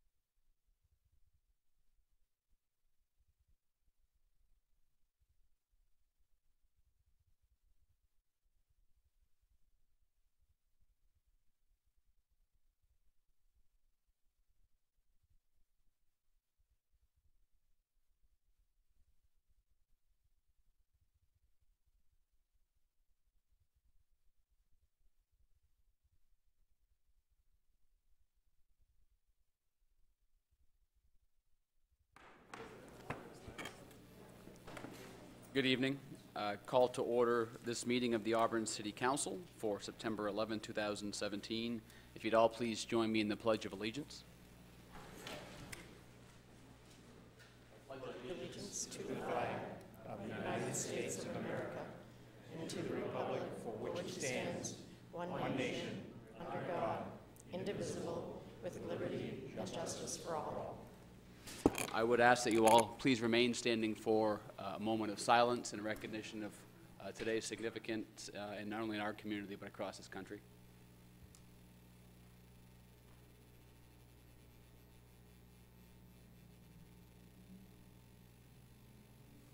Thank you.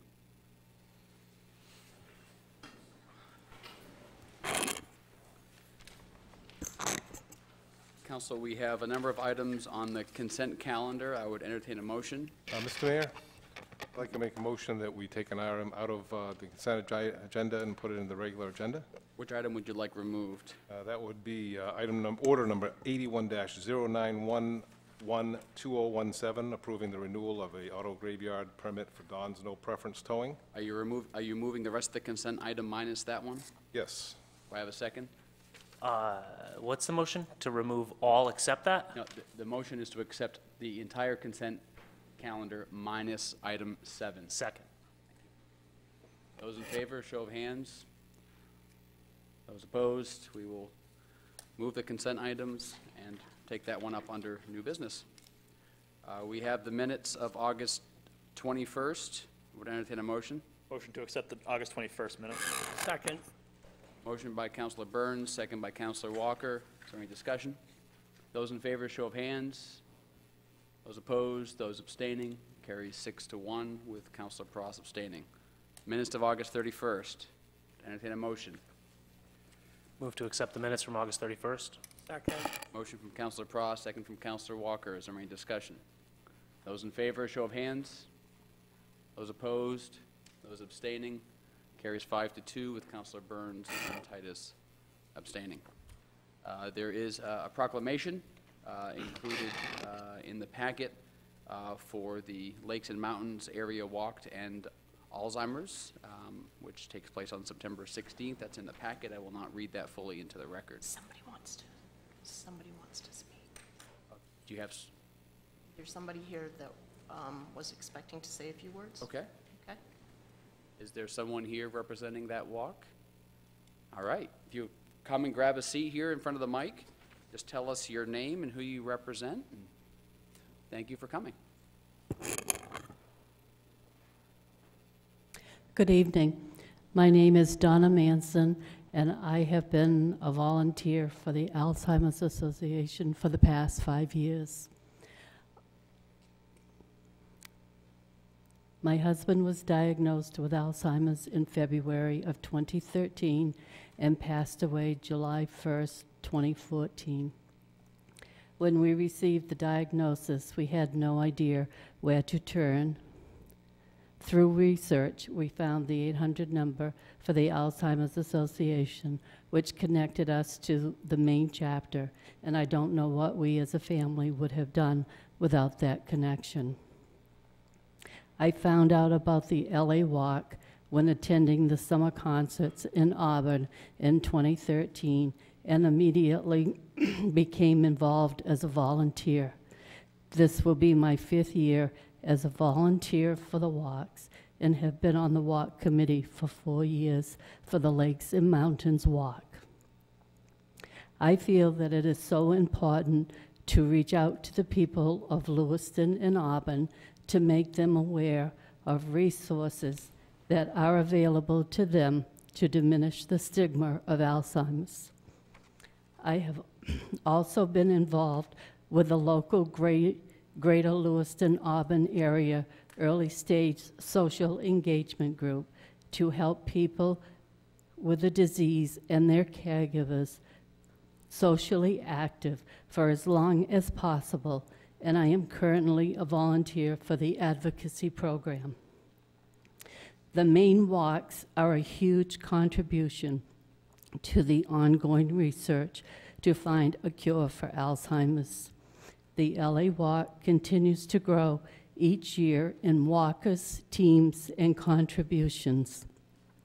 As of last Wednesday, we are ahead of last year in teams and walkers. So I challenge everyone in this room to come and join this year's walk on September 16th to make this our best year ever. Thank you very much for coming in and sharing with us. We appreciate it. We'll make sure you get a signed copy of the proclamation as well. The next item on the agenda is our first open session of the evening, where members of the public are invited to speak to the council about anything related to city business that is not on this evening's agenda. And with that, I will open the floor.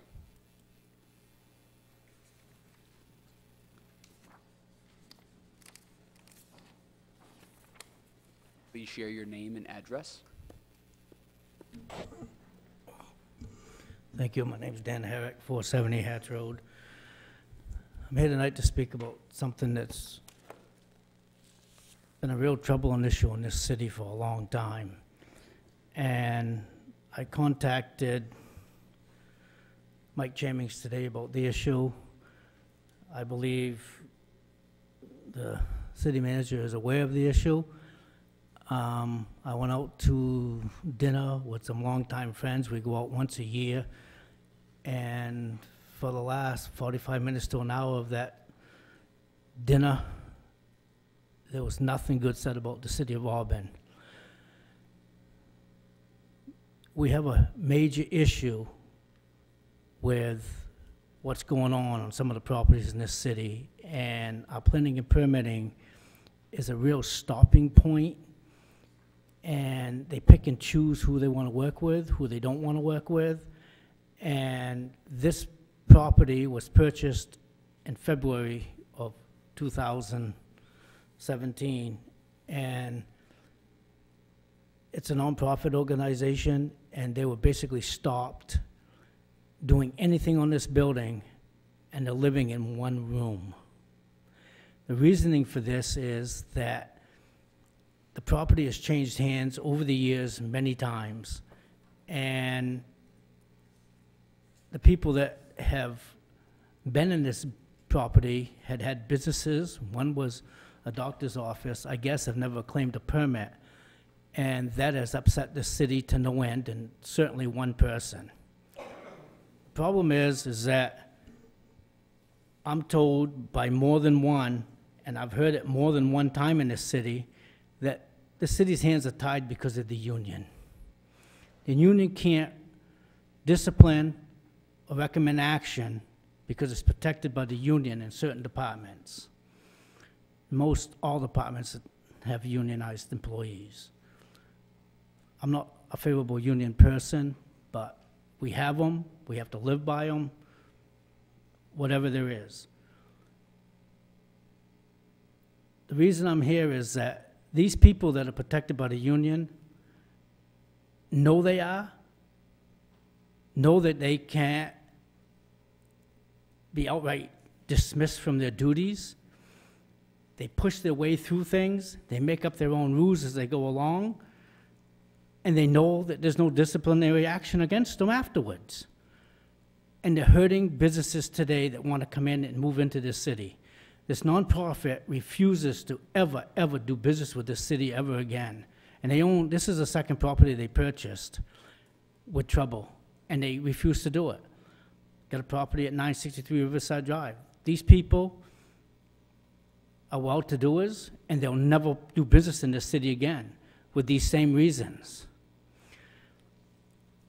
There was an issue a few weeks ago on a piece of property where I contacted between the city manager and I on an issue where public officials entered property without permission, forced their way through. I got texts back saying that they were going to look into it, that they didn't approve this information, that they didn't approve the way this action took place, and they don't like what happened, and I've never heard nothing else about it. It's like it got swept under the rug. Again, why are we, as a community, wanting to build a reputation for people to come in and build economic development, create value in a municipality that will reduce taxes and revenue and costs for all individual taxpayers and constituents of this city, when we have to butt heads with certain departments that pick and choose who they want to do business with. This has to stop. And this is what's been happening for a long time. It's happened with me personally. I know it firsthand. It's happened with other people in this city, and we hear it continuously out in the industry as contractors on what's happening in this city.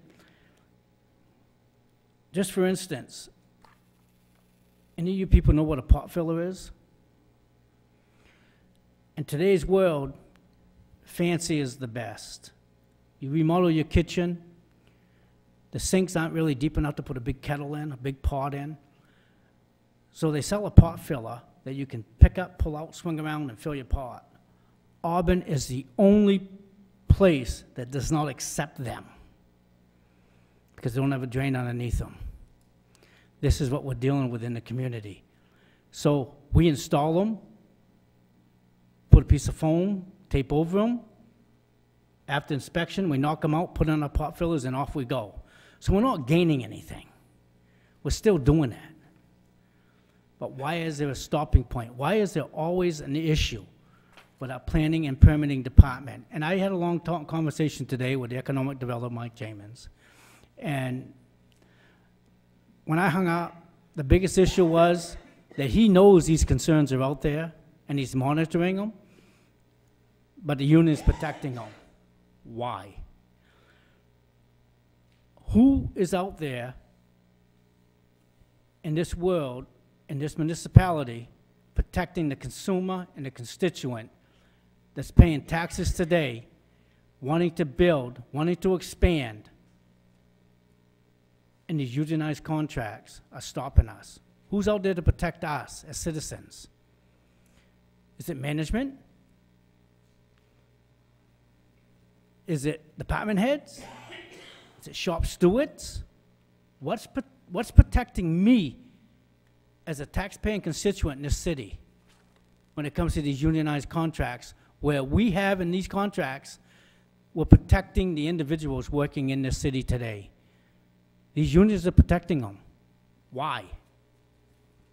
Who's protecting us?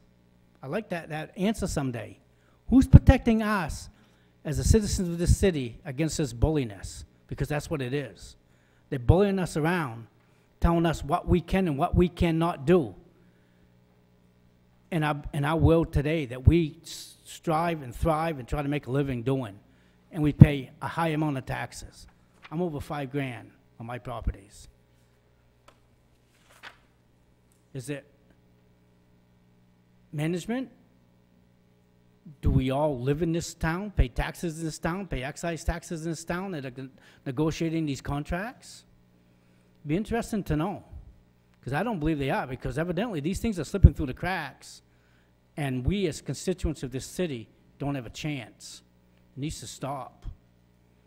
And this property needs to move forward, because it's a good project, and it needs to move forward.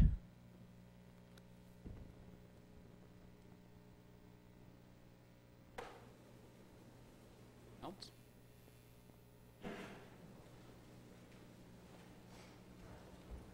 Name and address, and we ask the folks to try to keep it to 5 minutes or less, as I think we've got a lot of folks here for other items on the agenda. Thanks. My name's Robert Shaw. I live at 165 West Shore Road in Auburn, and I'm here because I object to the special text amendment that was pushed through by the City Council to allow the cast borer industrial Excuse me, project. sir, that item is on the agenda tonight. I didn't see it was on, Yeah, where's it on the agenda? Yeah, it's the first item under unfinished business. Okay, I thought that was just relative to the residential, commercial. That's recreational? Well, no, he's here to discuss the zoning change, and that's on the zoning change. No, I'm here to discuss the special text amendment that was passed. Which is not the same thing, I don't believe. I was told it was a completely different thing. At the last city, This at the one last has to city do with council the, meeting, I was told Martindale, that that was hotel not the same. thing, golf courses. Oh. This is a recreational Okay. change to All right, allow. go ahead. Okay? Thank you. So, see, I didn't have a clue what a special text amendment was. And I've been a resident of Auburn since 1997, I believe. I don't know who in here does know what a special text amendment was, but I was really surprised to find that it's something that can change the zoning or allow for a one-off type deal here in the city of Auburn. I'll just digress for a minute. 1971, 72, 73, 74, lived in Saco. Thursday evenings were great because I'd come up to Lost Valley with the ski club, and go to, that's where I learned how to ski. And I spent a lot of time in Lost Valley, really enjoyed it. Went to school at University of Maine at Farmington. Moved back to Auburn in Lewiston in 1987, and in 2001, bought the house at 205 Young's Corner Road, which a lot of people refer to as the Parisian house or the Irish house. Lived there from 2001 to 2012, and redid the house, really enjoyed it. In 2010, the house at the bottom of at the bottom of my driveway, I can't tell you what number Young's Corner Road it was, but the gold house with a nice big red barn came up for sale. And I thought, you know what? I might like to move my business there. See, my business is Skilling Shaw Associates, and I have had an office on Main Street in Lewiston. I sell surety bonds, have 7 employees, and so I went to the city of Auburn and I said, can I just move my business there, just the house, not gonna change it, just put a fax machine, some computers in there. 7 people work 8 to 4:30, 5 days a week. And I was told that it would take a major change in all zoning and everything else to get that to happen. It probably wouldn't, because I would have to have everybody in the residential ag sign off on it and change that. So no, I can't do that. And I thought, you know what? The city of Auburn has my and the residents' best interests at heart, so that's probably the right thing to do. And I said, okay, fine. My office is still in Lewiston, and that's all fine and dandy. And maintain some property still in that general area. But I was really surprised to find out that aside from the item that is on the agenda today, that there was a thing called a special text amendment that was passed, which allowed for this industrial business to be located on the Lost Valley Road and Young's Corner Road. And in fact, in March of this year, in a ski publication, the company announced that they would be moving to the Lost Valley area. Now, I have to tell you quite honestly that until I read in the newspaper probably about a month ago about the recreation of the 4 locations that were going to have some special considerations, I knew nothing at all about this, and looking into it a little bit was surprised to find out that it didn't just involve condominiums and hotels. So I guess my point is that I really feel that due process doesn't, as a resident, I always figured if there was going to be a major zoning change, somebody would have to be notified. I mean, it'd be public information. To find out that that's not necessarily the case is just a surprise and a disappointment. And I guess what I would ask is I think that there should be, that the special text amendment should be reviewed, and I would hope that it would be rescinded. Thank you. My apologies.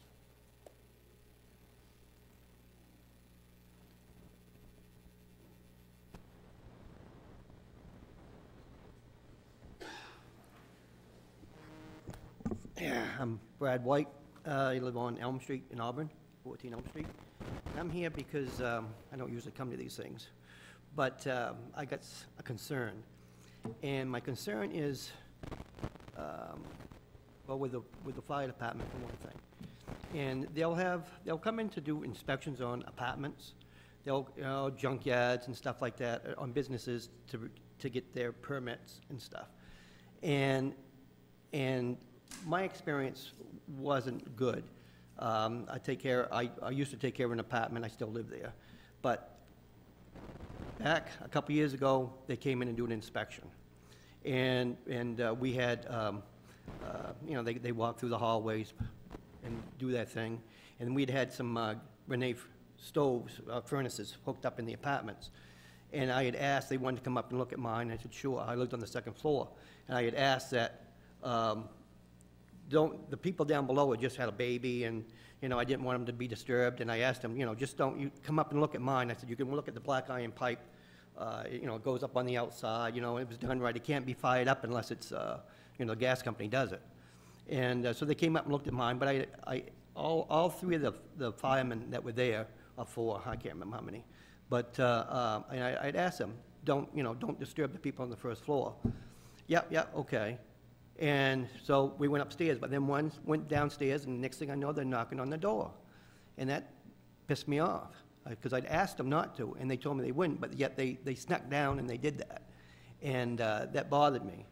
Well, then, I've talked to other people that have apartments and things, and they don't dare to come forward on certain things because they're afraid of retribution. They said, well, if you say something, like they knew I was coming tonight, don't mention my name. Well, that's kind of bull crap, because as far as I'm concerned, because you have to worry about retribution, they don't want to mention your name, that's bull crap. You know, I don't care. And they act as bullies. I know of an instance just a week or two ago where they went onto a property and the fire department was asked not to go past that gate.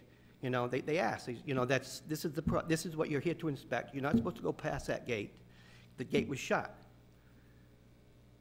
When their back was turned, somebody went in and they opened the gate, and they went in there. And then there was a hassle, and they said, well, there's another building over there we got to go look at. Well, no, that's not part of the business you got to look at. Well, you're telling us we can't go in there? Yes, I am. But the fire department gave them a hard time. And they had no business giving them a hard time.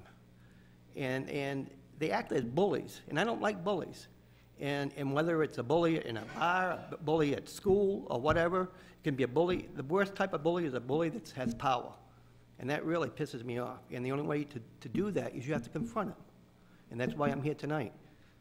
Okay? And I don't know if this is something that comes from the people that their bosses are saying, well, you can get by with doing these things, or not, but it's wrong.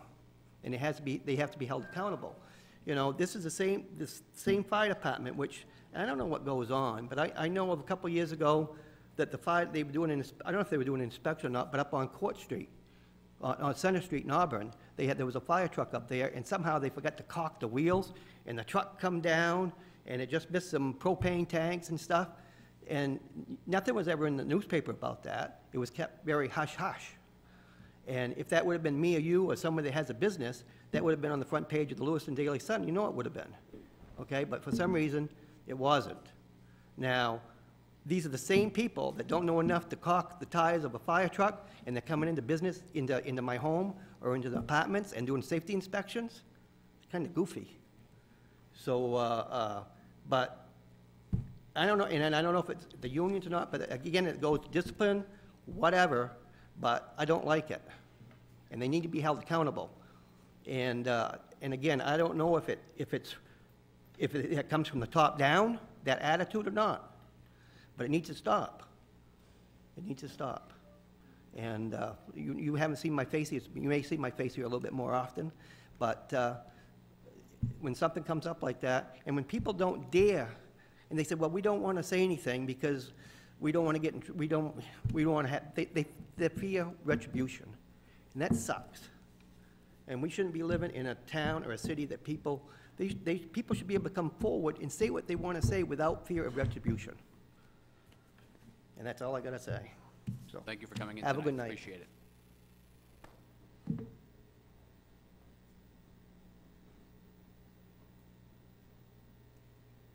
I bring it back to the City Council. Under unfinished business, we have an ordinance amendment, and I would entertain a motion. Mr. Mayor, I move that the city adopt ordinance 08-08212017, adopting the recreational planned unit development ordinance amendments. Second. A motion by Councilor Pross, second by Councilor Burns. This is a public hearing and second reading. I'm going to do the second reading first before we bring it back to the council for any debate. For any members of the public that are here to speak, again, we'll have folks share your name and address. Just so folks are clear, you certainly are free to ask questions if you'd like, but I will wait until the conclusion of the reading and then ask staff to address the questions that were raised during the reading as opposed to doing it as we go. So with that, I will open the second reading. So if you just feel free to come forward, share your name and address.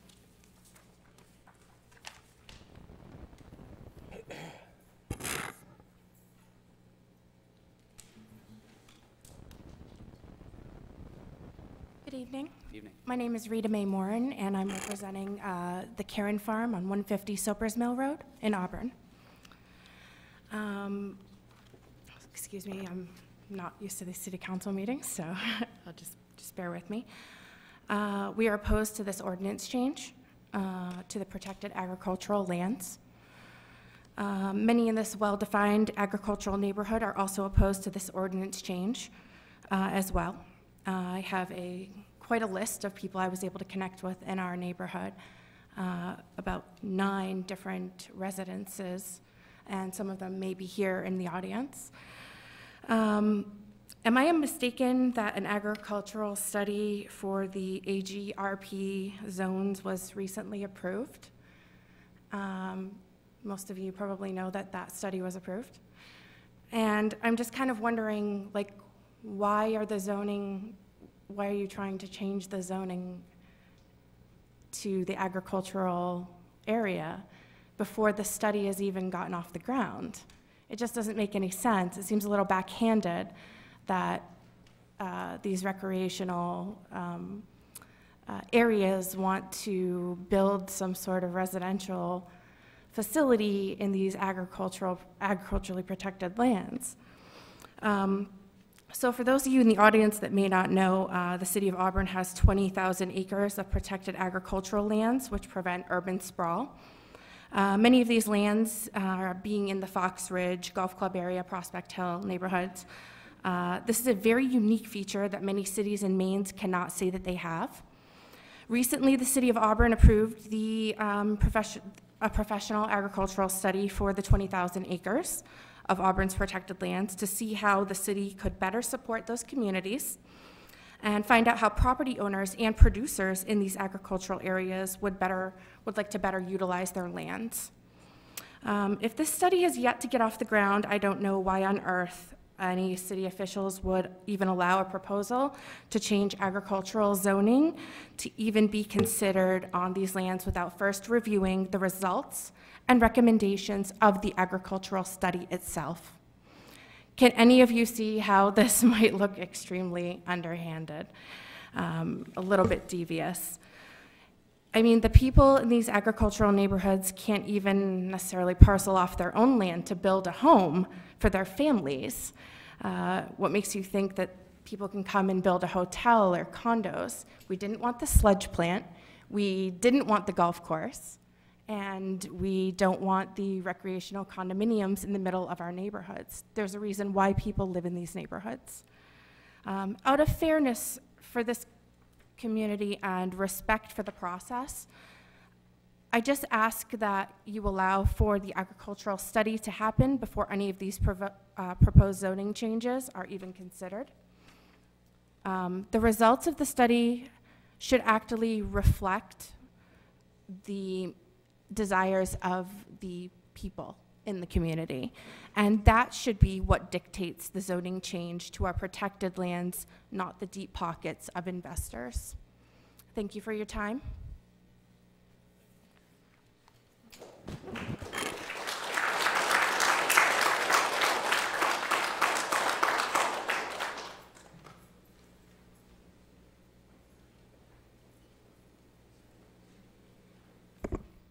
Good evening. My name is Kelly McGovern Shaw.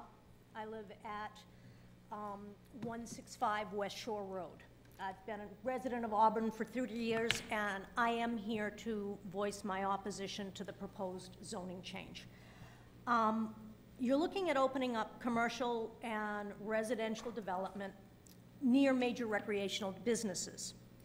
This is supposed to be limited to Lost Valley, Prospect Hill, Fox Ridge, and Martindale. They're already residential areas. In fact, they're home to some of your highest tax residential properties in the city. There are already condominiums near Martindale, so it does seem like this is more about commercial development. Commercial development in a residential area is really detrimental to residential property values. I live on Taylor Pond. I own 108 acres that is adjacent to Lost Valley. I've got concerns about the Taylor Pond watershed. The pond, which is also an important recreational area, risks being really negatively impacted by commercial development. There are wetlands and streams on my property as well as on the Lost Valley property that feed directly into the pond. It's a really fragile ecosystem, and once it's damaged, we can't do anything about it. Also, I'd point out that all of us on the north end of the pond are on well water. We can't damage that aquifer. If there's an accident, it's too late. And I will say, as I speak here tonight, there's an elephant in the room. It does feel like there is a dotted line between this commercial zoning and the Casbora Development Project on the corner of Young's Corner and Lost Valley Road. This looks like a great company. I've read all about them, but it is an industrial project. The business is currently and appropriately located in the Lewiston Industrial Park. According to all the documents we've seen, they're going to assemble, sell, distribute, instruct, demonstrate, and maintain vehicles on this proposed watershed site. They use petroleum products, oils, lubricants, and cleaning solvents, as well as generating waste oils as part of their business operation. I'm a lifelong skier. I'm a really bad golfer. I believe that we're really lucky to have access to these recreational facilities, and I want them to thrive in our communities. Because of the acreage involved in all of these businesses, they operate quite harmoniously in these residential zones. The city already allows them a zone exception. They have the privilege of restaurant and liquor licenses, allowing them to host functions in their clubhouses and lodges. I think that's adequate accommodation. I urge you to vote down this zoning change, and I thank you very much for your time and consideration.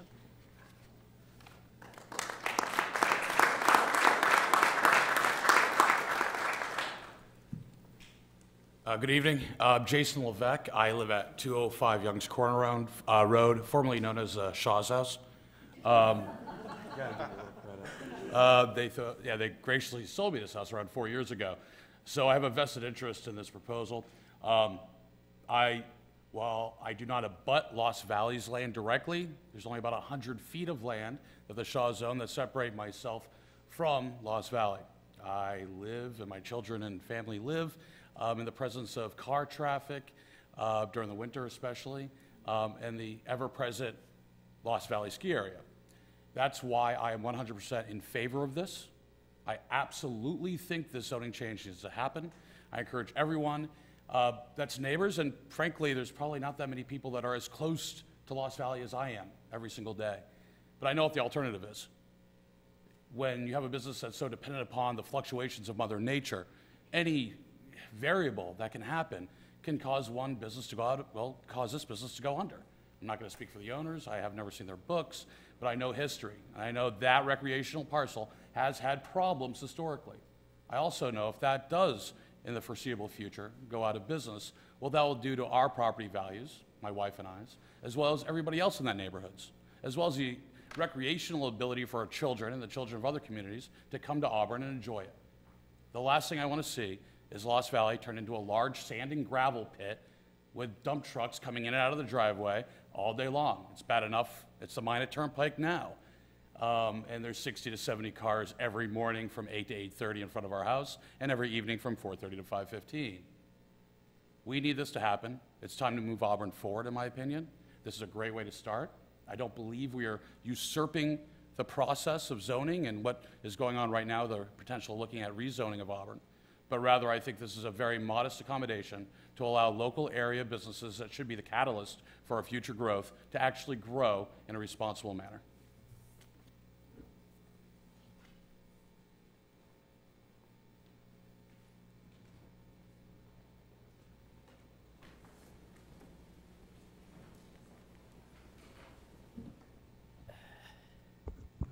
Good evening. I'm Jan Phillips, and I live at 173 West Shore Road. And I'm strongly opposed to allowing commercial zoning and any special exceptions that permit industrial manufacturing, maintenance, or assembly at Lost Valley. My reasons are threefold, and they all underscore the language in the stated purpose of the zoning document itself, namely to allow for conservation of natural resources and open space land, and to encourage agricultural, forestry, and certain types of recreational uses. It is declared to be in the public interest that these areas should be protected and conserved. I said my reasons are threefold. First reason, the special exception use proposed as part of this zoning ordinance modification would allow significant industrial activity on site at Lost Valley. As some of the folks have said, that would include transport, outdoor storage, use, and manufacturing assembly of large equipment and large pieces of equipment, so large in many cases that they can't fit in the building. And all of that is, as Kelly Shaw said, currently done in an industrial park location. This is neither accessory nor complementary to recreational and agricultural use, the purposes of which, again, quoting from the city's document, are to allow for conservation of natural resources and open space land and to encourage agricultural, forestry, and certain types of recreational use. My second reason for opposing is that adopting amendments of the sort proposed opens the door to grave environmental threats, and I do not use that term lightly, to what is likely Auburn's most important resource, water. Water, and I think we've had that proved to us from locations around the world the last couple of weeks. Water in the form of wetlands, streams and rivers, watersheds, and ponds and lakes. Because Lost Valley, especially the portion proposed for the KATV project, is extremely close to Lapham Brook, which is a direct inlet into Taylor Pond. Stormwater management, wetland protection, sediment and dust control, and handling of human-made wastes such as oil and petroleum-based products, as well as solvents and the other things that Kelly mentioned, become really important. Done inadequately, done carelessly, they hold the true potential to harm or destroy parts of the Taylor Pond watershed, including the pond itself. Then add into that the commercial, industrial really, exception, the further to that exception, the further exception allowing greater residential density, and I use residential in quotes there as well because we're really talking about condos and hotels. And then add on top of that the proposal to change the ordinance further still to not require public sewer service, but to allow future development to connect to septic tanks and subsurface wastewater disposal fields. You can begin to imagine that you could have as many as 60 units of condo at Lost Valley and no adequate system to take care of subsurface wastewater disposal in a way that would protect either groundwater or aquifers. So what do you get? You get a greater risk to all of those things, to groundwater, to aquifers, and possibly to the watershed itself. And I would add, with less protection to water than the surrounding recreational area gets from less protection than it gets from things like slaughterhouses, cemeteries, landfills, and compost operations. Third reason, none of the above suggest ordinance revisions or actions in the public interest or with the thought that these areas should be protected and conserved. And the start of the KATV project makes it clear that Auburn's watersheds should not expect that to improve. I've circulated photos. They were taken yesterday by me, and they show no silt fencing, no hay bales next to silt fencing, no dust control associated with the traffic to and from the site, which is mandated weekly as part of the project approval, and no evidence that Lapham Brook, just across the road, is being protected. And you can see on this side that Lapham Brook is within easy eye shot, within only a few feet. And on the other side, you can see that even though some of the trees that have been felled on the site are covered with straw, the road is still being tracked. The dirt is still being carried across the road toward the Lapham Brook.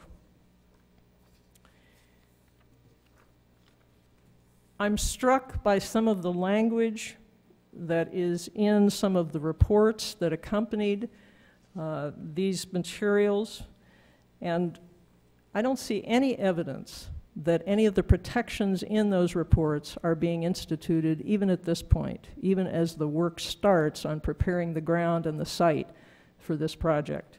That includes wetlands protection, that includes trying to protect phosphorus amounts, which will, by the way, have to be off-site mitigated, and the plan for that isn't even suggested in these reports. And it includes things like dust control, which I think you can see in these photos, aren't being done. If what is on the books is not being done appropriately or well enough, why in the world should zoning changes that lessen still further those protections for our natural resources now be adopted? Thank you for your time and for your consideration.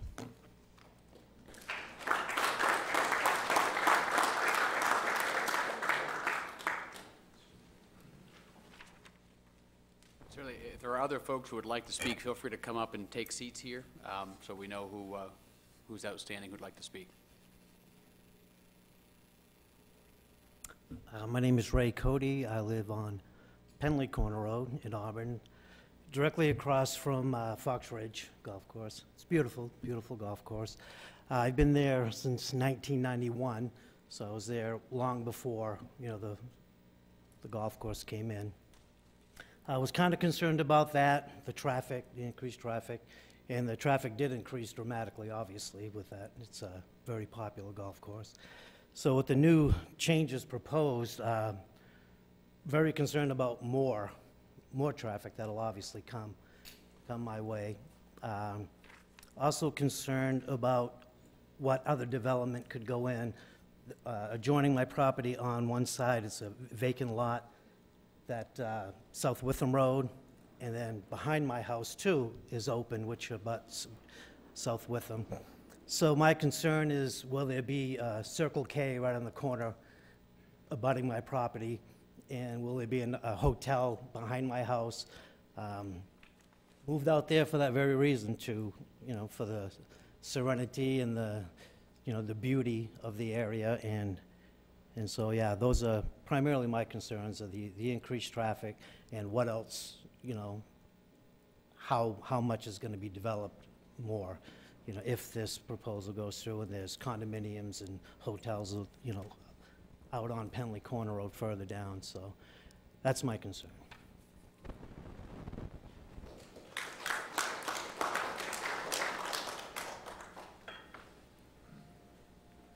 Barbara Mitchell, and I live at 179 West Shore Road in Auburn.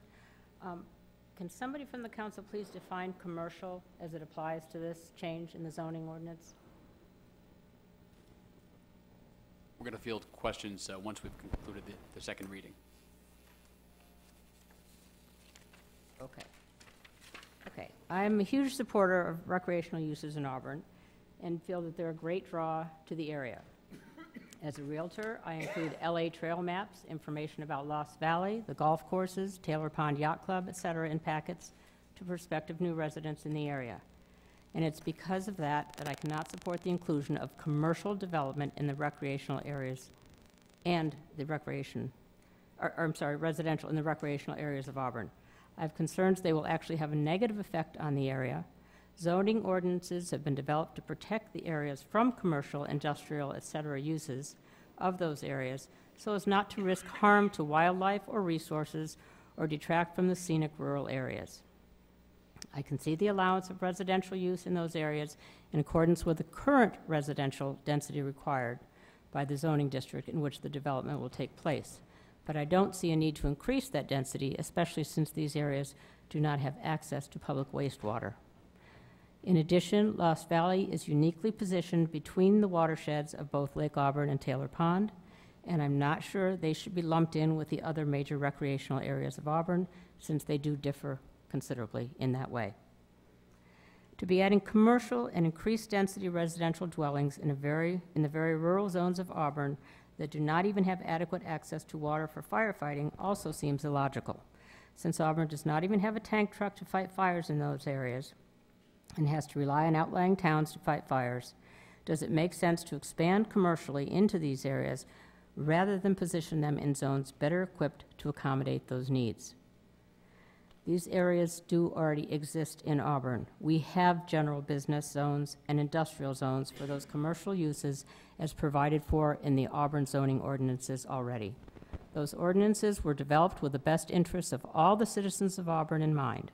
Should we really change that to accommodate one or two businesses at the expense of all the residents of Auburn? The City Council information sheet states that traffic is the primary disadvantage of allowing development around Lost Valley. But development of the area around Lost Valley does have potential negative consequences beyond the traffic concerns. There is the risk of polluting the streams that flow directly into Taylor Pond, and that damage, should it occur, is irreversible. And the loss of income to the city is considerable if home valuation on Taylor Pond decreases substantially as a result. I strongly disagree with the use of the word commercial in this ordinance, as it is way too vague and opens up a huge can of worms. If it is hotels and condos that these recreational areas want to encourage sports tourism, then use the words hotels and condos, not commercial and residential.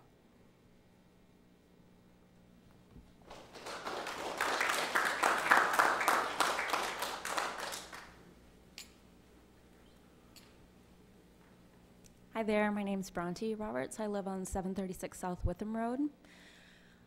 Presently, I cannot say categorically whether I am for or against this. However, I would say that it's a profound mistake to confuse development with progress and growth, and that the things that we may pay for in the future are not worth the costs that we're going to pay now. And it's not just about what happens in my back acre on my little 16-acre farm. It's about what happens the next mile over. It's what happens 3 miles down the road. Because I rely on a lot of factors, environmental factors, to successfully farm.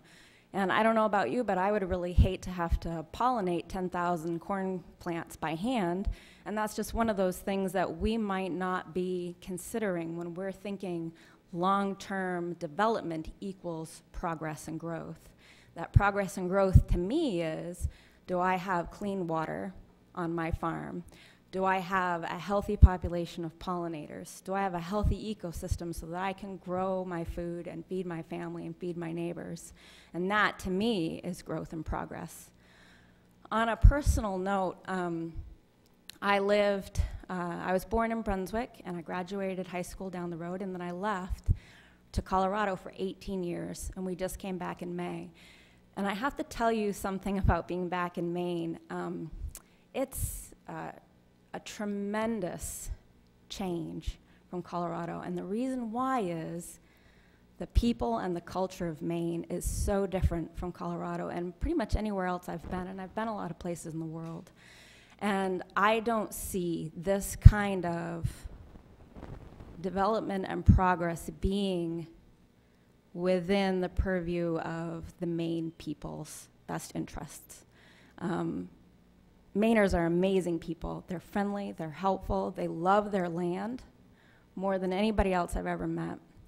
And when you start talking about this sort of development, I think you're threatening that very way of life, and I feel like you might be threatening my way of life and my neighbor's way of life, and that's my general concern about this talk of development, especially, man, the little neighborhood that we live in, there isn't many other places like it, even in the state of Maine, much less the rest of this country. So please consider preserving that. Thank you.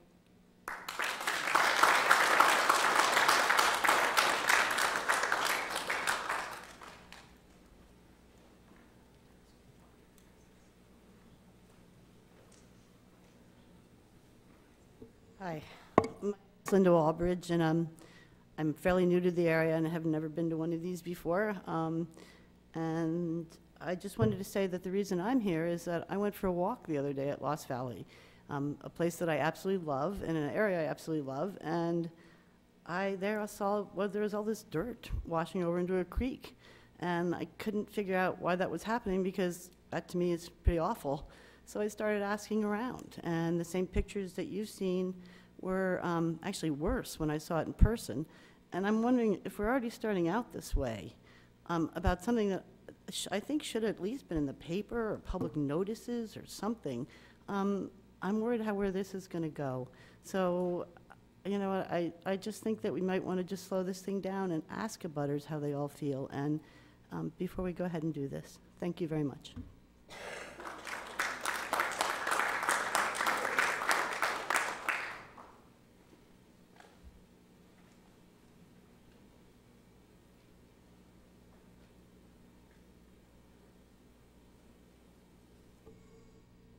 Hi, I'm Leslie Burns, and I'm from 419 Sobers Mill Road. I've never been to one of these meetings, and pardon me, I'm very nervous. My partner and I moved to Maine. We moved back to this area a year and a half ago. We raised our children in California due to a custody arrangement, but we dreamed of being back in Maine. We finally bought our dream home.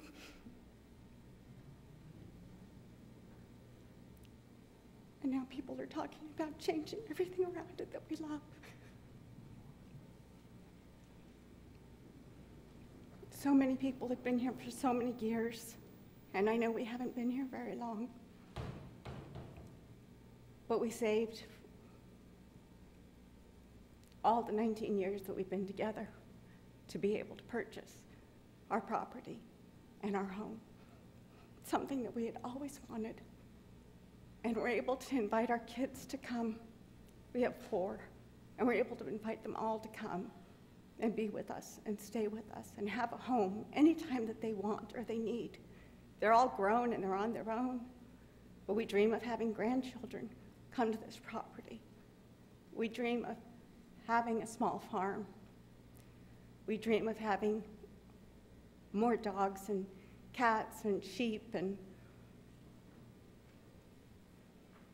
it seems like these ideas are being pushed through without the proper protocol, without taking into consideration what the people in the neighborhoods want. And maybe I'm out of turn speaking, given that I've only been a part of that neighborhood less than a year. But I love what it represents living out on Sobers Mill. I love the people that surround us. I love the property that surrounds us. I love the fact that our air smells like pine trees. I don't want to lose that. I'm 56 years old. I've waited all this time to have this. Please take everyone's voices into consideration when you're thinking of making these changes. Thank you.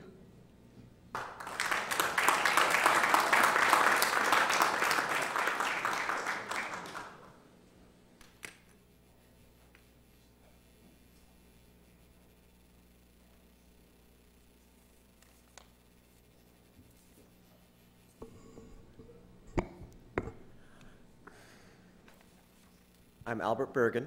I live at 469 Sobers Mill Road. So, I'm one of her neighbors. I've lived there since 1987 when I was a small kid. And I recently was able to buy the property from my parents. and I'm raising my daughter there with the hopes, you know, someday it'll be her home when she's grown. And aside from all of the other concerns that have been voiced, which I completely share, I am very concerned about what this type of one-off zoning change could do to the property taxes of the people who are affected. Our land actually abuts Fox Ridge, and if someone suddenly pushes through this ordinance, which will allow a developer to come in and build a hotel or condos or something like that, what then happens to our supposed property values? I mean, supposedly someone with enough money can come in and bring in, you know, sewer and all this other garbage and put in a development. So there's this hypothetical value, market value that might exist. But the people who live there, you know, as I think has been mentioned, couldn't even put in a second house for a family member, the way things are. Or even, I may not have read it right, but the way I read that ordinance was that you had to bring in public sewer.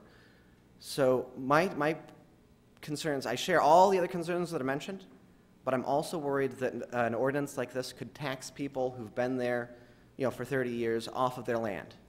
And I don't want to see that to happen to me, and I certainly don't want that to happen to anybody else. So I just wanted to voice that one additional concern because I hadn't really heard it yet. Thank you.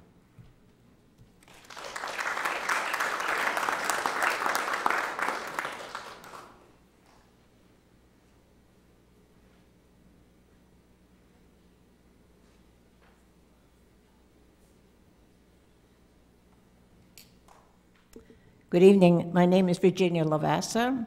On Soper's Mill Road, 177 Soper's Mill Road. We've been there 53 years. So we're considered one of the old generation. A few weeks ago, it's about 2 months ago, early spring, I noticed that the bridge that crosses the little pond, well, it's a runoff really, Soper's Mill Brook, they were fixing the bridge, and I was so thankful because I said, you know, every morning when the school bus goes by, I expected one of the wheels to be off the bridge one of these mornings. And so then a few weeks later, I started noticing that the big trucks were going by with double logs, followed by a truck as big with wood chips. And every time, they must have made, I'd say 10, 15 trips. And I don't know where they were going, but they weren't going too far because they'd come back and load up one more time. And every time they go on top of that bridge that is not finished yet, and every night I had to straighten out the pictures in my living room because of the pounding and everything. So one day I told my husband, why don't we take a trip around Harmon's Corner or Jordan School Road and go find out where all that logging is going on. And apparently where Doc Burby used to live, it's been sold to somebody that is clearing that property. That's where all that wood was coming out of. And I still don't know what they have. I figured they were going to build a hotel right there to be followed by a casino, probably. So it was, Ward 5 was basically the agriculture zone. It was when we brought in, and I'd like to be able to die and still say to my people, we lived in the ag zone, and that's where it should stay. It's bad enough that we're losing all the farms and the milk farms and everything without building up some hotels and motels and everything else around Foxwood. I think they've making enough money on their own. Thank you.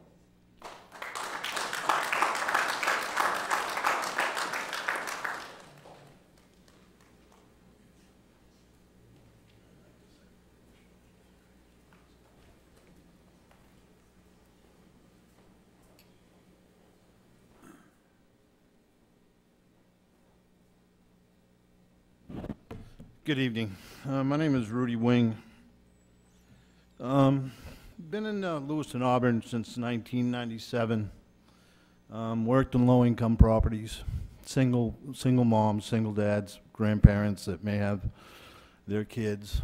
And I've always been the type of person and always wanted to look at a kid that might be in trouble and help that kid along.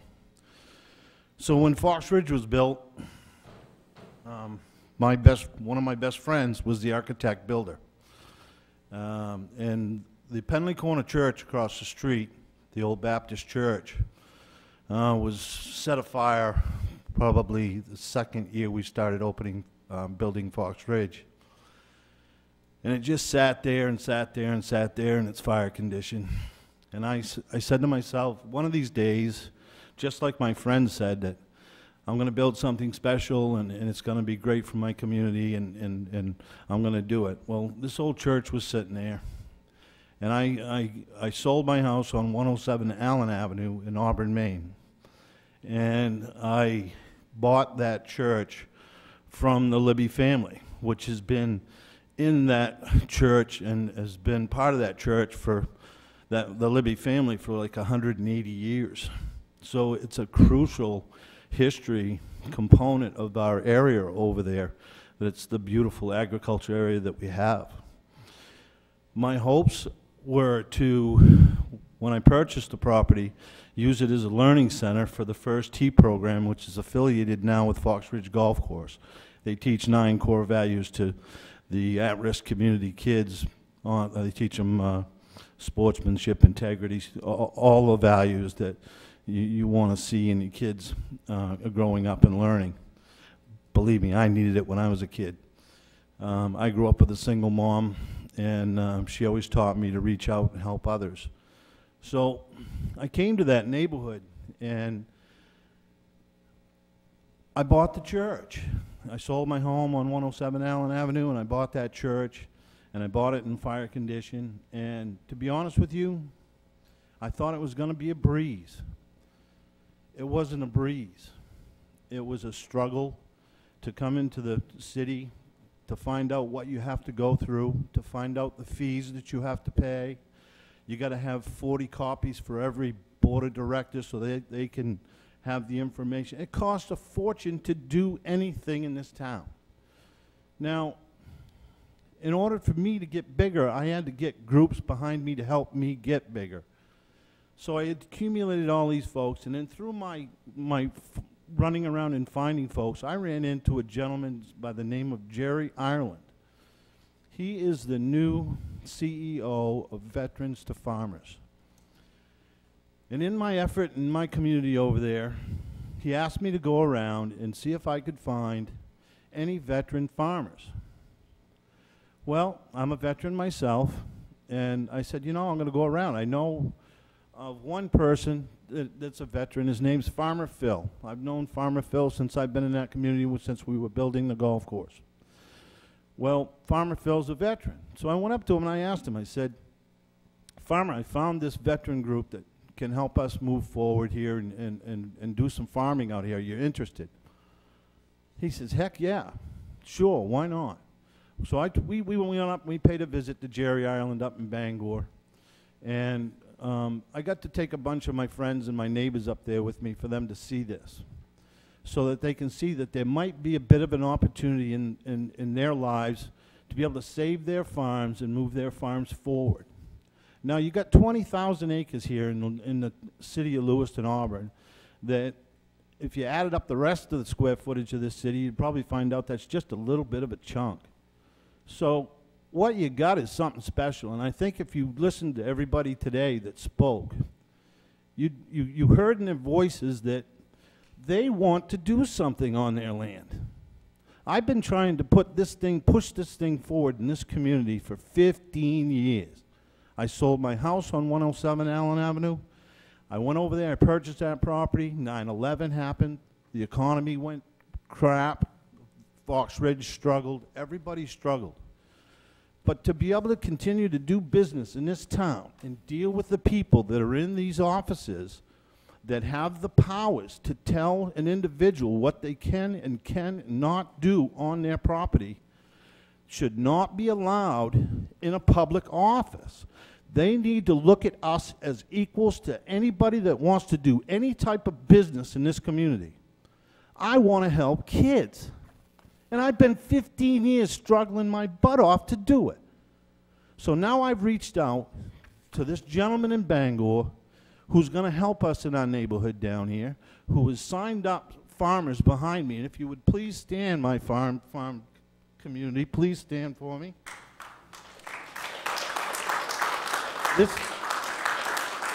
This is my little coalition right here in my neighborhood that Jerry asked me to start and find and see if there's anybody out there that can make me bigger and stronger. And you heard from a couple of folks today that you guys need to start listening to your community. You really do.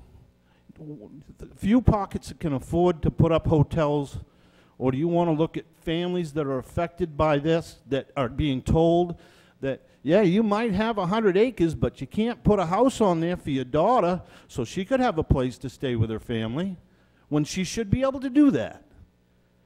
All I'm saying is the rules in this town are pretty stringent, and it seems like it's in the strong hand of the people in this building.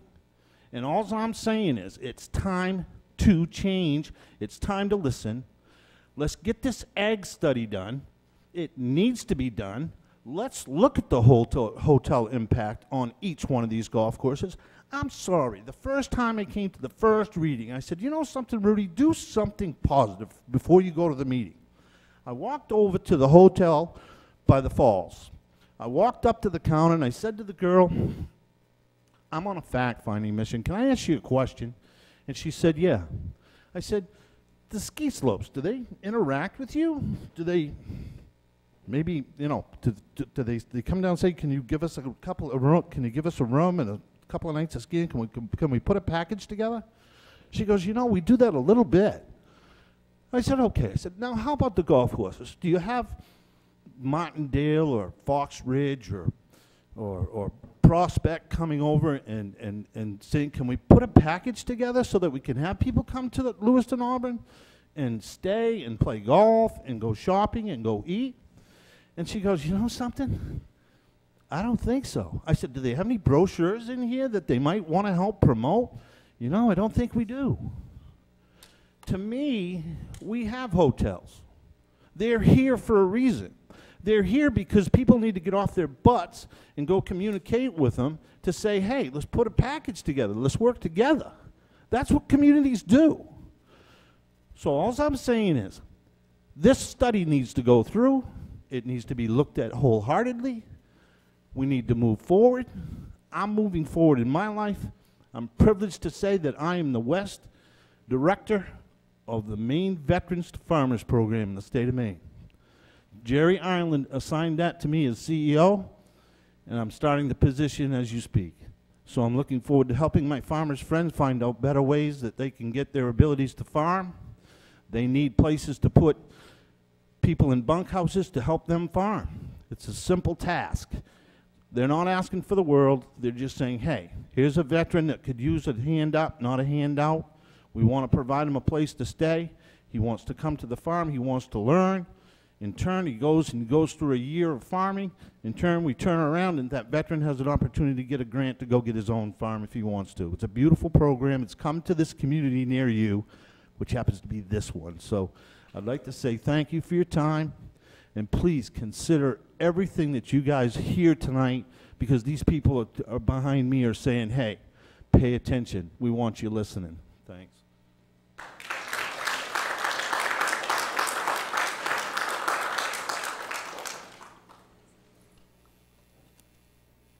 I'm going to close the second reading and bring it back to the council. Are there any counselors who wish to offer any comments or debate? Were there answers to staff questions that we wanted to render prior to the debate? Mr. Manager, were there any technical questions that were raised with respect to the ordinance? I heard two items. One, I heard the definition of commercial, that there may be value to have staff clarify, and I believe uses are clarified in the ordinance, but staff could come forward and do that. Second, which I think could use some clarification, the discussion of an active project that may be occurring on Lost Valley Road, having staff clarify whether there are any permitted or approved projects on Lost Valley Road. Those are two specific things. If you have others, one's Eric's up here. I see Eric Cousins coming forward. Eric's the Deputy Economic Development Director for the city. Eric?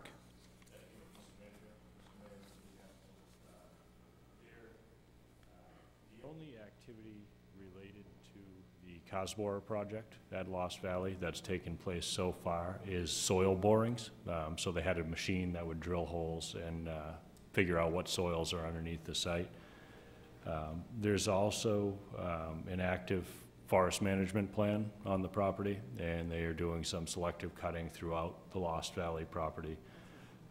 We found out last week, after the heavy rains that we had for the first half of the week, that the licensed forester that supervises that harvest had called the loggers off of the side of the property because we got over 4 inches, I think, in that area of rain in a couple of days. They've since mulched the site, the landing area, the laydown area for logs. It was a heavy rainstorm. I think they made the right call by asking the loggers to stop their work. It did get too soft out there. It did get too muddy, but that was not directly related to a specific construction project. That was a selective harvest that was taking place. They do need to practice good erosion controls, but at this point they have stabilized the laydown area with temporary mulch. There was a question about defining commercial. Quite often commercial is defined as 5 or more residential units or any type of commercial use that is not, basically any use that is not residential. So it can be pretty broad. If you're talking about just commercial as a use category. We typically, within the zoning ordinance, break that down much finer to retail or restaurant or industrial type uses like manufacturing, that type of thing. Another question, why now with the ag study and what's the status of the ag study? Spoke with Ken Meter, the consultant that we've chosen for that today, this morning. Basically, the paper copy of the contract to take them on as a consultant and start work is in the mail, coming from Ken back to Auburn. When we get that paper contract, we will look for the city manager to sign it, and that will officially engage the services of our consultant, and we can start the information gathering stage of that process. Eric, with respect to that, since I know folks have asked about the study, I did establish a steering committee for that study that staff have, and I know the clerk has. I have not seen it on the website, but it may be valuable to have that posted, and certainly for members of the community here that wish to communicate and engage, that the steering committee will be a key voice with the consultant in that study and helping support public process. They are farmers and property owners throughout the community. We tried to be focused on having a strong representation of interests in the agricultural zone. So once that list gets up on the website and folks see the committee purpose and charge, I would encourage folks here to communicate with those steering committee members and make sure that they're also a channel in addition to the council for information and dialogue.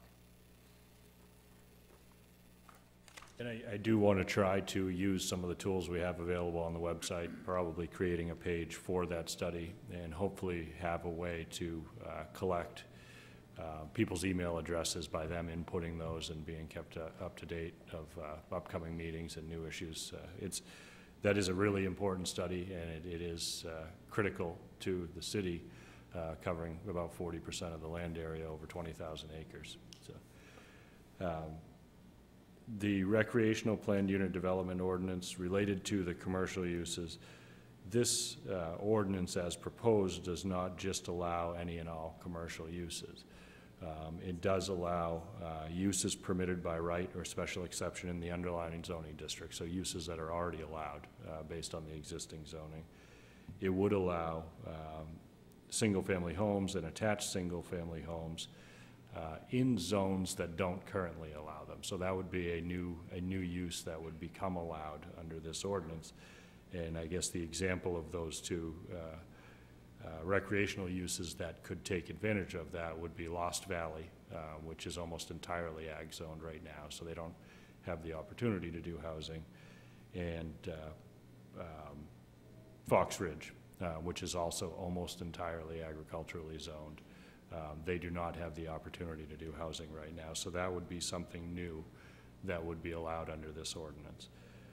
Hotels or motels, right now, none of the large recreational uses allow hotels or motels. They're either in residential zones or they're in the agricultural zone, and that's not something that could even be proposed at this time. What this ordinance attempted to do through a pretty lengthy public process that started with the comprehensive plan update would be to create a set of standards that somebody could propose one of those projects under, with the goal of being able to use those standards through a public process and the planning board review process to mitigate traffic, stormwater, noise, light, odors, anything that would come with a proposed use like that. The comprehensive plan recommended it. We went through about a year-long public process with the planning board and neighborhood meetings back in 2012, and it ended with, culminated with the planning board adopting a version of this ordinance that they supported unanimously. Now, since then, it did go to the council after that, and at the time the council decided that they weren't ready to act on it, and they tabled it and postponed it indefinitely. Since then, we've had some opportunities for potential commercial uses at major recreational uses.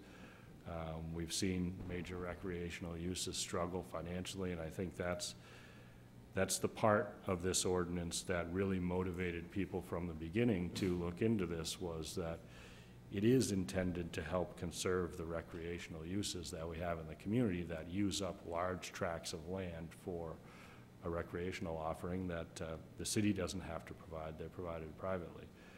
And in allowing some other uses, they're not accessory because they're not subordinate to the principal use. Eric, I appreciate the information you're providing. I think you've answered the questions that people had, unless there were questions from the council or the mayor. Keep council questions brief since we have workshops so we can move into debate, but Councilor Lee. Mine are relatively quick. There was discussion as to whether or not there would be notice to all abutters prior to this meeting, and that was discussed at the first reading. Has that notice occurred, and when did that notice occur? So I don't have the actual date, but it was approximately 12 to 14 days ago. We sent a notice out to all property owners within 500 feet of the 4 existing major recreational uses, and that's Fox Ridge, Prospect Hill, Lost Valley, and Martindale, sorry. This ordinance change would not affect the Kesboris project, correct? It would not. And that project hasn't received planning board approval? We have most of an application that is scheduled for planning board review on the second Tuesday of October, so it has not been reviewed by the planning board. And all abutters will receive notice to that planning board meeting? Yes, they will. Property owners within 500 feet. Those are my questions. Council debate? Any councilors wish to offer any debate on the ordinance before you for second reading? Ross. Mr. Mayor, I'd like to take a moment to speak in favor of my motion that I made in support of this ordinance. You know, I know we heard a lot from a lot of people this evening. I heard from several of them about the importance of the existing recreational facilities to the community. And from where I sit up here, that's something that we have really focused on as part of a strategic development plan for the whole entire city, is to look at these sort of existing recreational assets and how do we enhance those or eliminate barriers to capitalizing on the opportunities for economic development that those existing facilities offer our community as an asset. We struggle throughout the budget season to talk about what we're doing to increase our tax base. Development does not come without costs. That's for sure. As a conservationist myself, somebody who's been involved in the conservation community for years, I appreciate a lot of what's been said, and I'm very sensitive to the issues regarding the Lapham Brook area specifically. I also have confidence, and I do want to say this, I have a lot of confidence in our planning approval process, planning board approval process that we have for every major development that happens in this community. I know that they're going to look at wetland mitigation issues that may come up. I know that the state is going to look at those issues. I know that there's stormwater regulations and other types of environmental laws that are in place to satisfy some of those concerns, or at least, if not satisfy, to help mitigate the negative impacts that could be associated with some of these recreational uses and the new developments that might be coming down the road associated with this. Several of the people that spoke against the proposed ordinance this evening also referenced the other limitations that exist to development in the ag zone, not being able to build a house for your in-laws on a 100-acre lot. I've shared many of those frustrations in advocating very strongly for the ag zone study, and I was glad that we were able to fund that in this year's budget, and I think I fought hard for it. But I also see this as an opportunity to try to get rid of some of those barriers to development. And while I know how I'm going to vote this evening, I hope that none of you will take that vote as a putting off of your concerns. I feel like we have worked hard in the city to try to broaden our tax base, and it's really difficult to walk away from opportunities that exist. And we do have many unique opportunities that are afforded us by these existing recreational uses. I'm comforted by the fact that the proposed ordinance is narrowly tailored and specific to these 4 major recreational areas. I certainly think that that helps to mitigate concerns that people have about broader implications to the much larger area of the agricultural zone. And, you know, it's funny, we had a workshop this evening on the $128,000 issue with regard to the school department. And anytime we have any type of budget discussion about where's money coming from and where this $128,000 is so important. And I think about the opportunities that the city's walked away from in the past. And I don't want to be a part of that walking away from economic development opportunities, especially ones that have been considered so thoughtfully going back to the comprehensive plan review that happened in 2010, when these types of common flexible options, nationally accepted flexibility in zoning regulations have been on the books across the country. So I don't want to see us fall behind, and I don't want to be a part of that. So that's where I am, and I would encourage my other counselors to consider those arguments when they make their vote. Thank you, Mr. Mayor. First of all, I've got a reputation for being against zoning changes because I really do think that we don't think enough of them. When we make changes, we talk about it in 2 meetings and it gets done. I was not in favor of the ag study, but now that it's upon us, I want us to make use of it, and I do not see how any reasonable person could vote for this knowing we got an ag study coming that could change our minds on half of what's in this piece of paper. So, whether I'm for it or against it, I'm not going to be against it. I'm not going to be for it tonight, necessarily, because I want to see this, what happens with this study, which can be more broad-based, and then give maybe a zoning, or maybe it's going to be specific to each area. It may not be what we want at all. We don't know yet. So I just can't vote for it tonight for that reason. Other councilors? Councilor Young.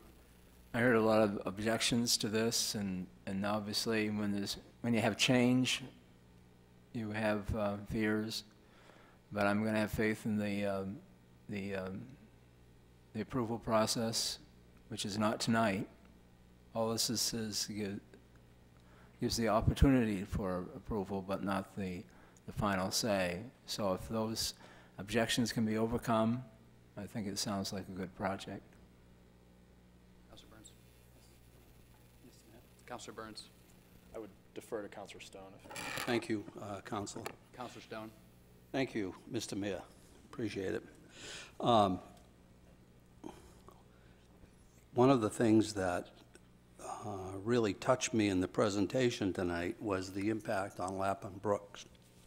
I grew up basically haying and jumping in Sabattis Lake after a long day on the hay wagon, and it was very soothing to the very chafed arms that I would have after throwing hay bales around all day.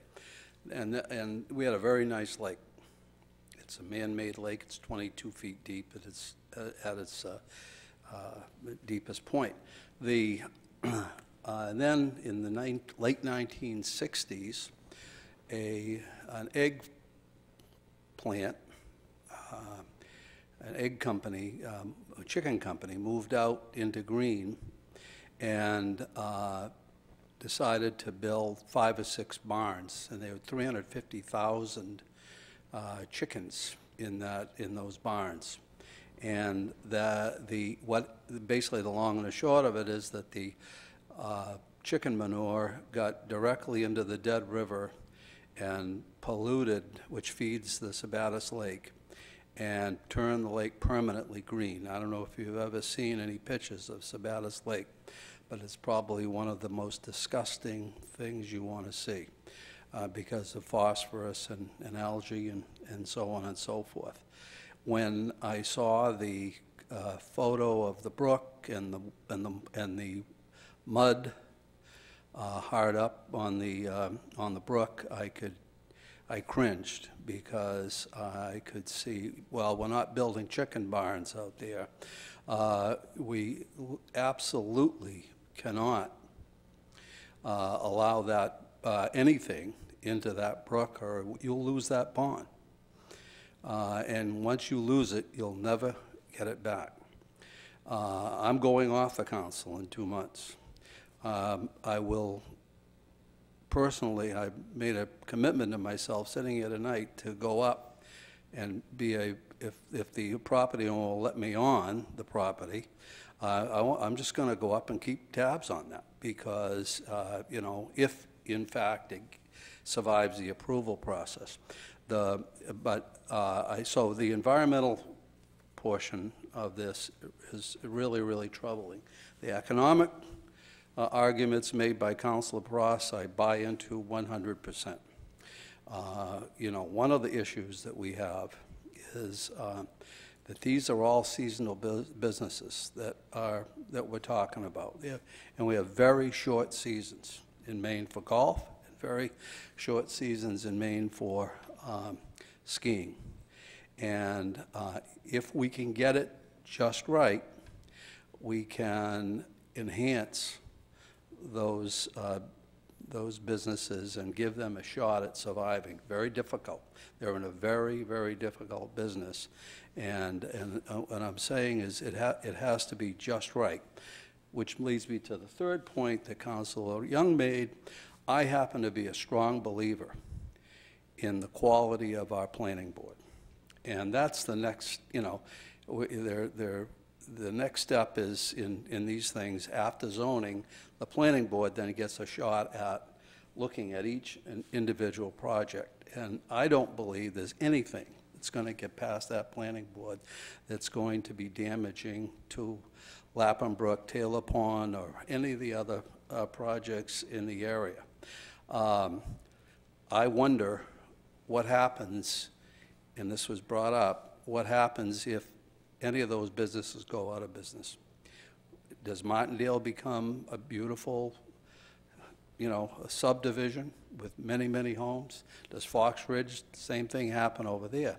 So there is I think we have a vested interest in the community. We're pretty proud of our sports tourism initiative that we've got, and these are key elements of that plan. So I will vote for it. And I have the utmost confidence in the approval process to make sure that our natural resources are protected. Councilor Burns. Thank you. I would voice my agreement with Councilors Young, Pross, and Stone. on this issue. The reasons being, and I think as we all know here tonight, the agricultural zone in this city comprises almost half the land in the city of Auburn. It is a space that is unique to not only the state of Maine, but I would say in the United States, for a city of our size and our character to have a slice of space that has been so well preserved and so well maintained over the course of generations and has not been subjected to the kind of sprawl and bad growth that we have seen in so many other communities across not just the state but across the country. I think that this ag zone its character is built not just by the people who live in it, many of whom are here today and many of whom I know personally and love to see you all at this meeting, but it's also those handful of businesses that we have deemed up to this point to be essential to the character of that zone, those 4 large recreational businesses that have become pillars of the agricultural zone and have helped it to maintain its character up to this point.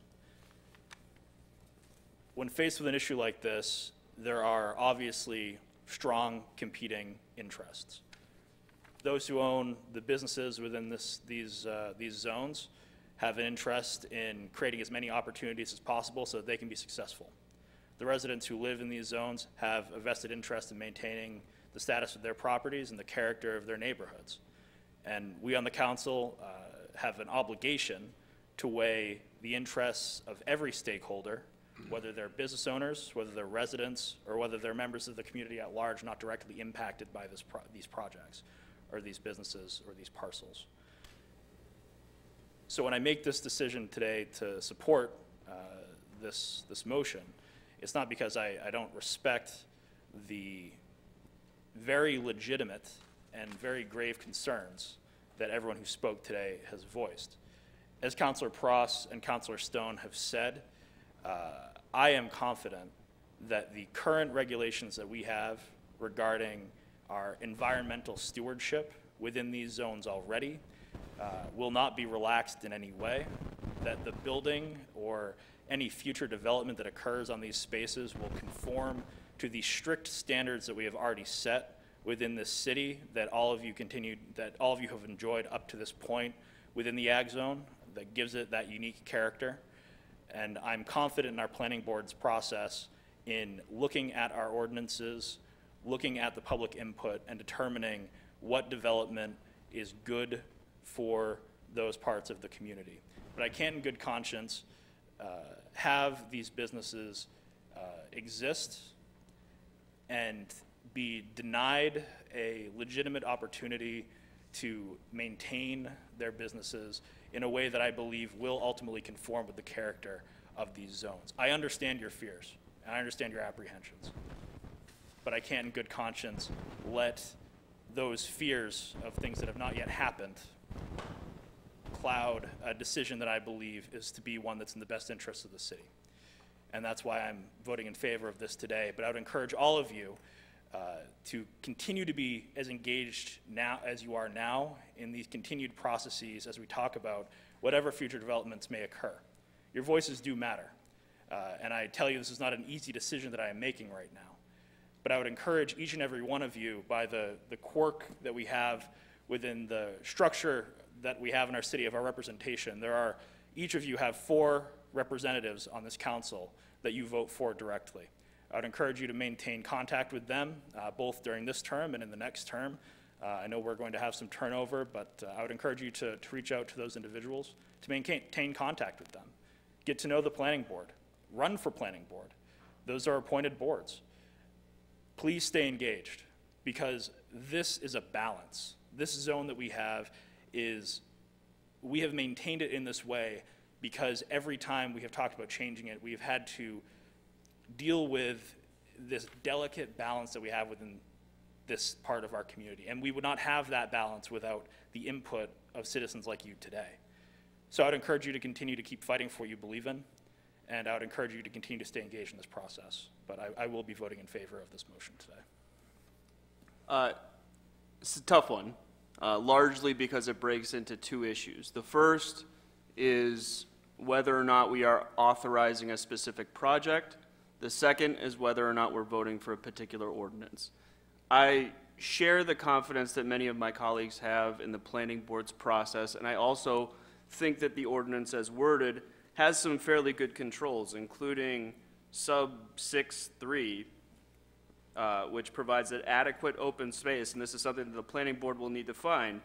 Adequate open space has been provided with consideration given to preservation of natural features, including trees and drainage areas, topographic features, recreation, and views. That's in addition to many of the same ordinances that will control natural resource issues for the city of Auburn. That being said, we have an ordinance in front of us. We don't have a project in front of us. We also have an agricultural study that we've paid for. I don't understand the rush to enact this ordinance, which will affect wide swaths of the agricultural zone, before we do that agricultural study. So I don't think there's a need to rush. I think ultimately, were this ordinance to come in front of me, as impacted and as authorized as part of an agricultural study, all things being equal, I would probably vote for it. But at the moment, I can't.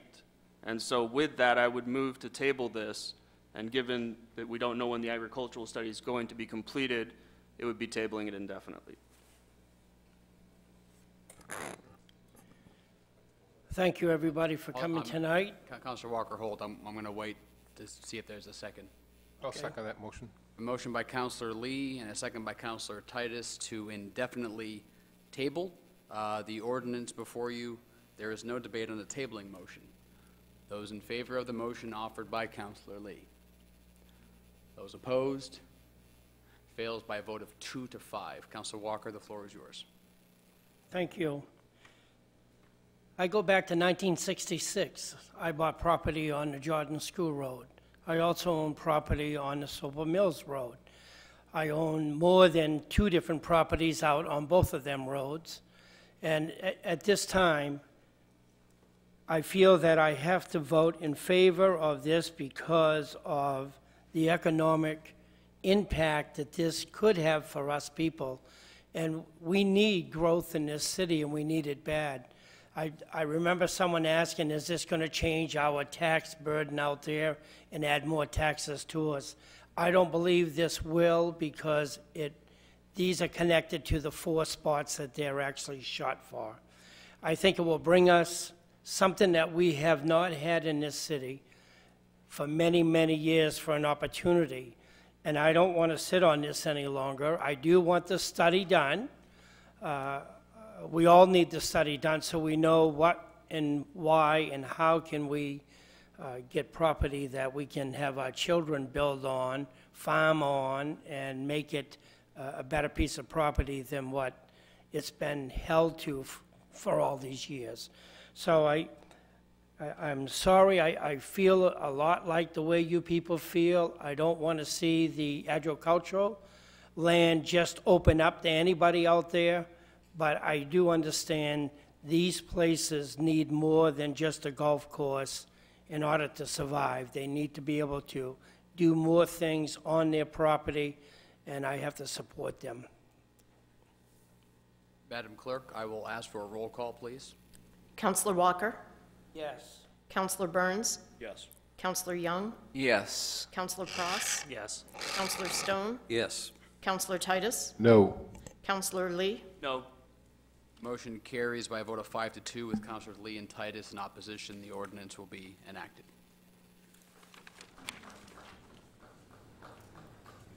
Next item on the agenda is a second reading for an ordinance amendment. I would entertain a motion.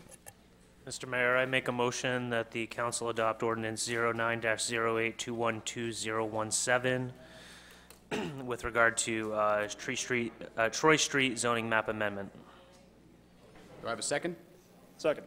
Motion by Councilor Cross, second by Councilor Burns for ordinance 09-08212017. I will open the second reading.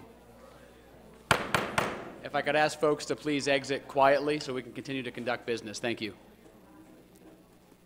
Second reading is open. I'll close the second reading and bring it back to the council. Is there a council debate? Councilor Lee? I just wanted to note that there was stated a disadvantage of this is that there may be a reduction of public parking in the area. I assume from staff that's not an impact of necessarily this zoning change itself, but of the project going in, correct? I believe that is correct. Yes. So it's not necessarily a disadvantage of this zoning change itself, it's a disadvantage of the project, possibly. Yes, that's right. Okay. Yeah. See no further debate. I'll ask the clerk for a roll call, please. Counselor Walker? Yes. Counselor Burns? Yes. Counselor Young? Yes. Counselor Pross? Yes. Counselor Stone? Yes. Counselor Titus? No. Counselor Lee? Yes. Carries by a vote of 6-1 with Councilor Titus in opposition. Will be enacted. New business, we have Order 81-09112017. Was the renewal of an auto graveyard that was pulled off the consent calendar. I would entertain a motion. So moved. Second.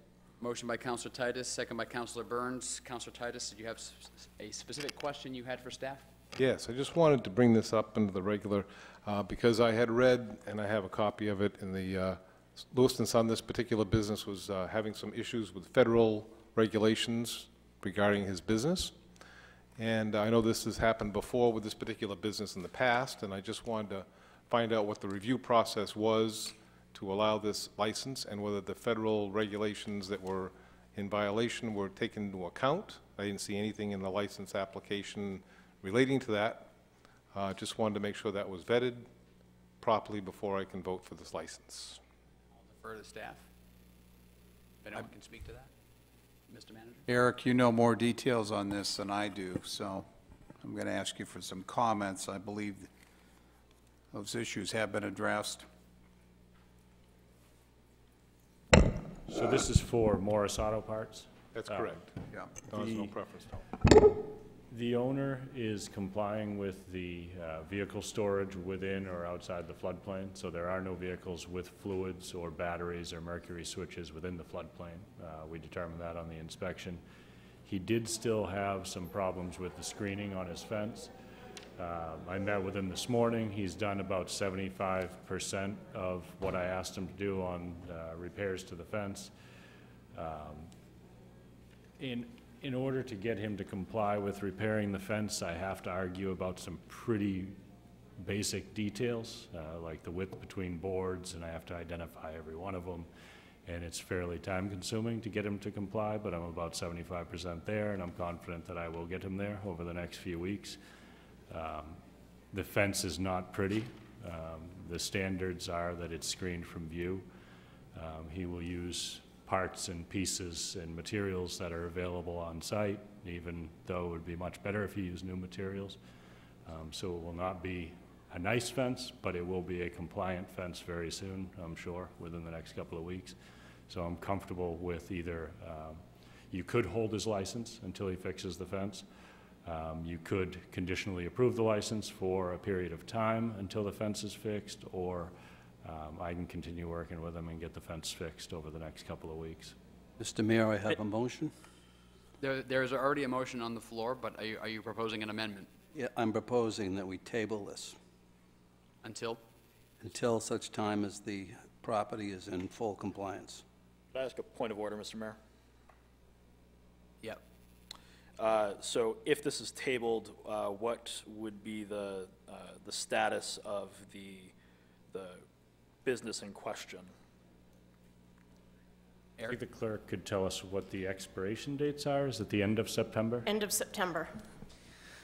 So there's one additional meeting, so if you wish to table until next week and get a further status report?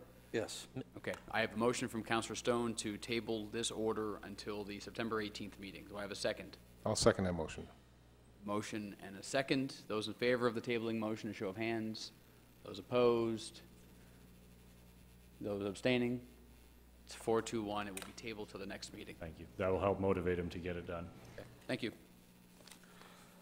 We have a series of appointments under new business orders 83, 84, 85, 86, and 87. Is it possible to move them all in a single motion, Mr. Mayor? If that's a motion, I would happily entertain it. All right, Mr. Mayor, bear with me for a second so I can get the numbers correct here.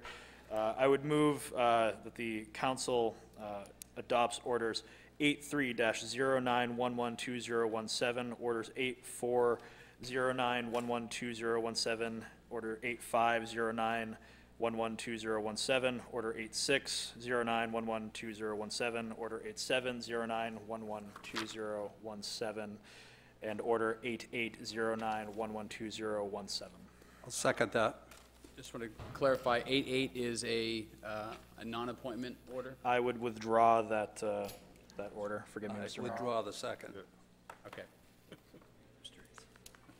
So I have a motion from Councilor Burns and a second from Councilor Stone for orders 83 through 87. Is there any discussion of the council? I would just speak to my motion, Mr. Mayor. I would, again, thank my fellow members of the committee for their careful consideration of these applicants, and I would thank all of those who applied, regardless of whether or not their names are included in these recommendations. It's important that we have active engagement in these agencies, boards, and commissions because they really do represent, in a very real way, the lifeblood of a lot of the culture of the government of this city. So I would encourage folks, as always, there continue to be vacancies in our agencies, boards, and commissions that are open for voluntary appointments. Please look at the city clerk's website for any pending vacancies, and I would encourage anyone to apply and to show up to our next appointment committee meeting to state their case for why they should be on that committee. Any other debate? Call for a vote. Those in favor of the motion, show of hands. Those opposed, carries 7-0. Would you like to move order 88 now, Councilor Burns? I suppose I will, Mr. Mayor. I move the adoption of Order 88-09112017, approving a 20-year extension of rights to certain paper streets. Second. Motion by Councilor Burns, second by Councilor Lee. I believe this was workshopped at the last council meeting. I will open the floor for any comments on the order. Okay. Seeing none, I'll bring it back to the council. Any council debate? Those in favor of the order, a show of hands. Those opposed, carries 7-0. Thank you. Item 9, ordinance. Entertain a motion from the council. Mr. Mayor, I make a motion that the City Council adopt ordinance 10-09112017.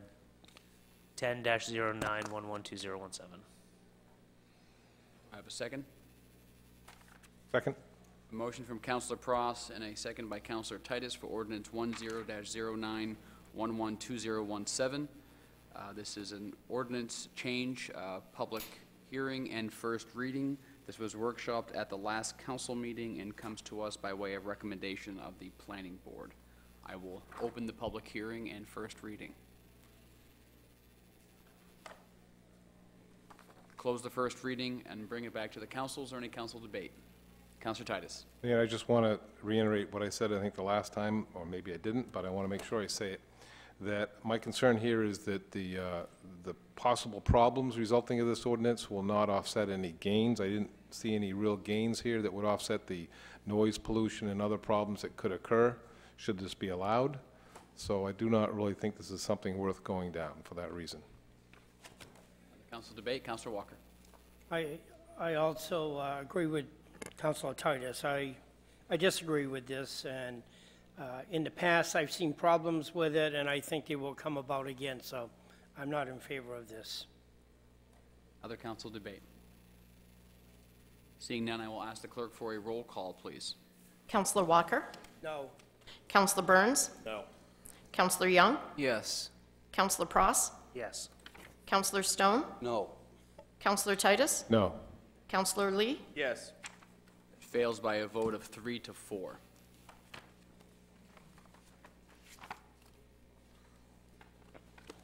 We're on to reports. I will say that we have a meeting next Monday, so I will defer a report to next week, knowing that we are 2.5 hours removed from what was a scheduled executive session with our HR director on a personnel matter of importance, and I want to give her some courtesy. Any counselors wish to offer a report this evening? Counselor Young, we'll work down the line. Okay, I'll report that Councilor Prost did a splendid job in his half marathon. I was there to see him finish, and he looked splendid, and I'll let him fill in. No report, but thank you, Counselor Young. No report. No report, Mr. Mayor. No report. Mr. Walker indicated he had no report, and nor do I. Okay. Mr. Manager? Just one short comment. Public Works received good news this week. They were under consideration for accreditation as the first Public Works Department in the state of Maine. I had the opportunity, along with Denise Clavette and other folks, to be able to participate in that, and they were given good news. There are almost 600 standards. You'll hear more about it in the future, but it's really good news. Thank you. We are at the second and final open session of the evening. For anyone who wishes to speak to the council, the floor is open.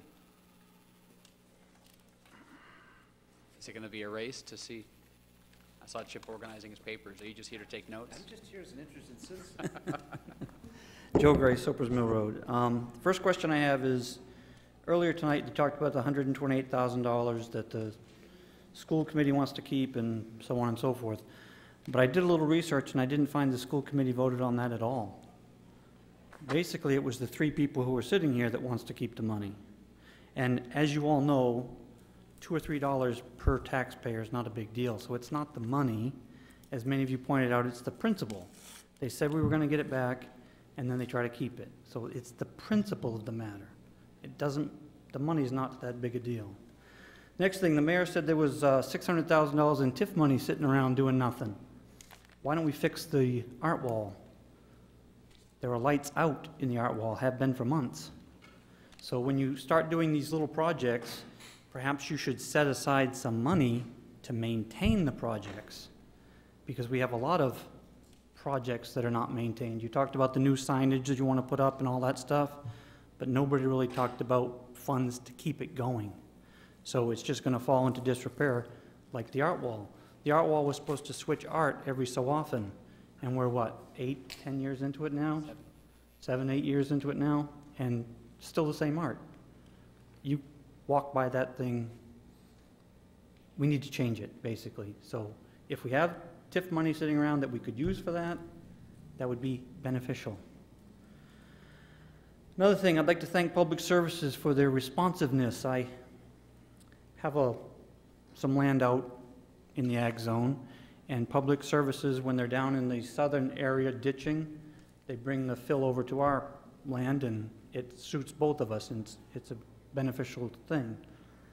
I called earlier this week, actually last week, and asked them if they could not dump it in one area, and could they please dump it in another area. I was very polite about it. And then a public service representative came out and said, "Why don't you want us to dump anymore?" I said, "That's not what I said at all. I just asked if you could please dump it someplace else." And they, no problem. So the people on the ground are excellent to work with. But when you call somebody and you say, "Is it possible to get them to dump it just a little bit to the east and not to the west?" There was a big uproar. The guy thought I was pissed off at him, and I wasn't. I just asked a little bit of favor. So I thank Public Services for doing that. But I'm not going to thank you guys, because tonight you had a room full of people here, and basically you said, "Up yours," to all of those people. Now, if in one of your executive sessions you know something that we don't know, maybe you should say that. But if it's just some idea that you guys think you're way up here and everybody in this room is way down here, that's crap. Those people live there. They have to deal with the consequences of your decisions. And then you sit here and you preach like they're idiots. "Oh, you'll get it later. It'll be good for us." The economic development originally, when you guys started, was going to focus in downtown, where development costs are generally cheaper and you get more per acre.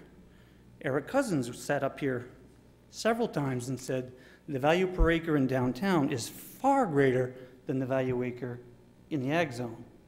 But now you're pushing all this stuff on the ag zone without focusing on downtown.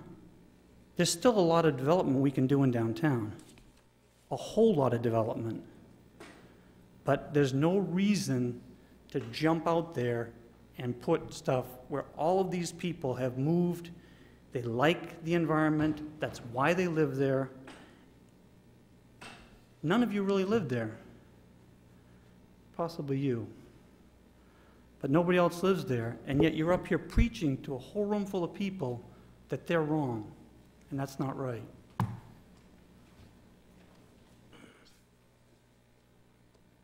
No one else? And Joe, there's more than 600,000. That's just the downtown TIF. Everyone heard that? Joe said start spending. Yeah, then you'll bitch about spending it. Good evening, I'm Mamie Anthony, I'm the director of the Auburn Public Library. I want to invite you and everybody at home that's listening or watching tonight to a debate about the 1LA, or the proposition to merge the two cities. We are having a debate in conjunction with the Sun Journal on Monday, September 25th from 6 to 7:30. The Sun Journal is doing debates with both libraries, and so that's when ours is. I believe the one at Lewiston is on the 14th. We will have a very well-defined process. Councilor Stone will be representing the no side, and Chip Morrison will be representing the yay side, and we will have a moderator, and it should be very interesting. So it's Monday, September 25th from 6 to 7:30 p.m. Thank you. Thanks for the plug. I will close the open session. We have an executive session listed as item D in the workshop. There is no action that would follow. For folks who may be at home or those here who may have looked at their agenda before an update, there was an executive session with respect to income utilization from our industrial park project that has been moved to the 18th meeting. It's no longer on the agenda. There will be no action. We'll simply exit executive session to adjourn. With that said, I would entertain a motion. Mr. Mayor, I move we enter executive session for a personnel matter pursuant to 1 MRS Section 4056A. Second. Motion from Councilor Burns and a second from Councilor Walker. Those in favor of the motion, show of hands. Those opposed, carries 7-0.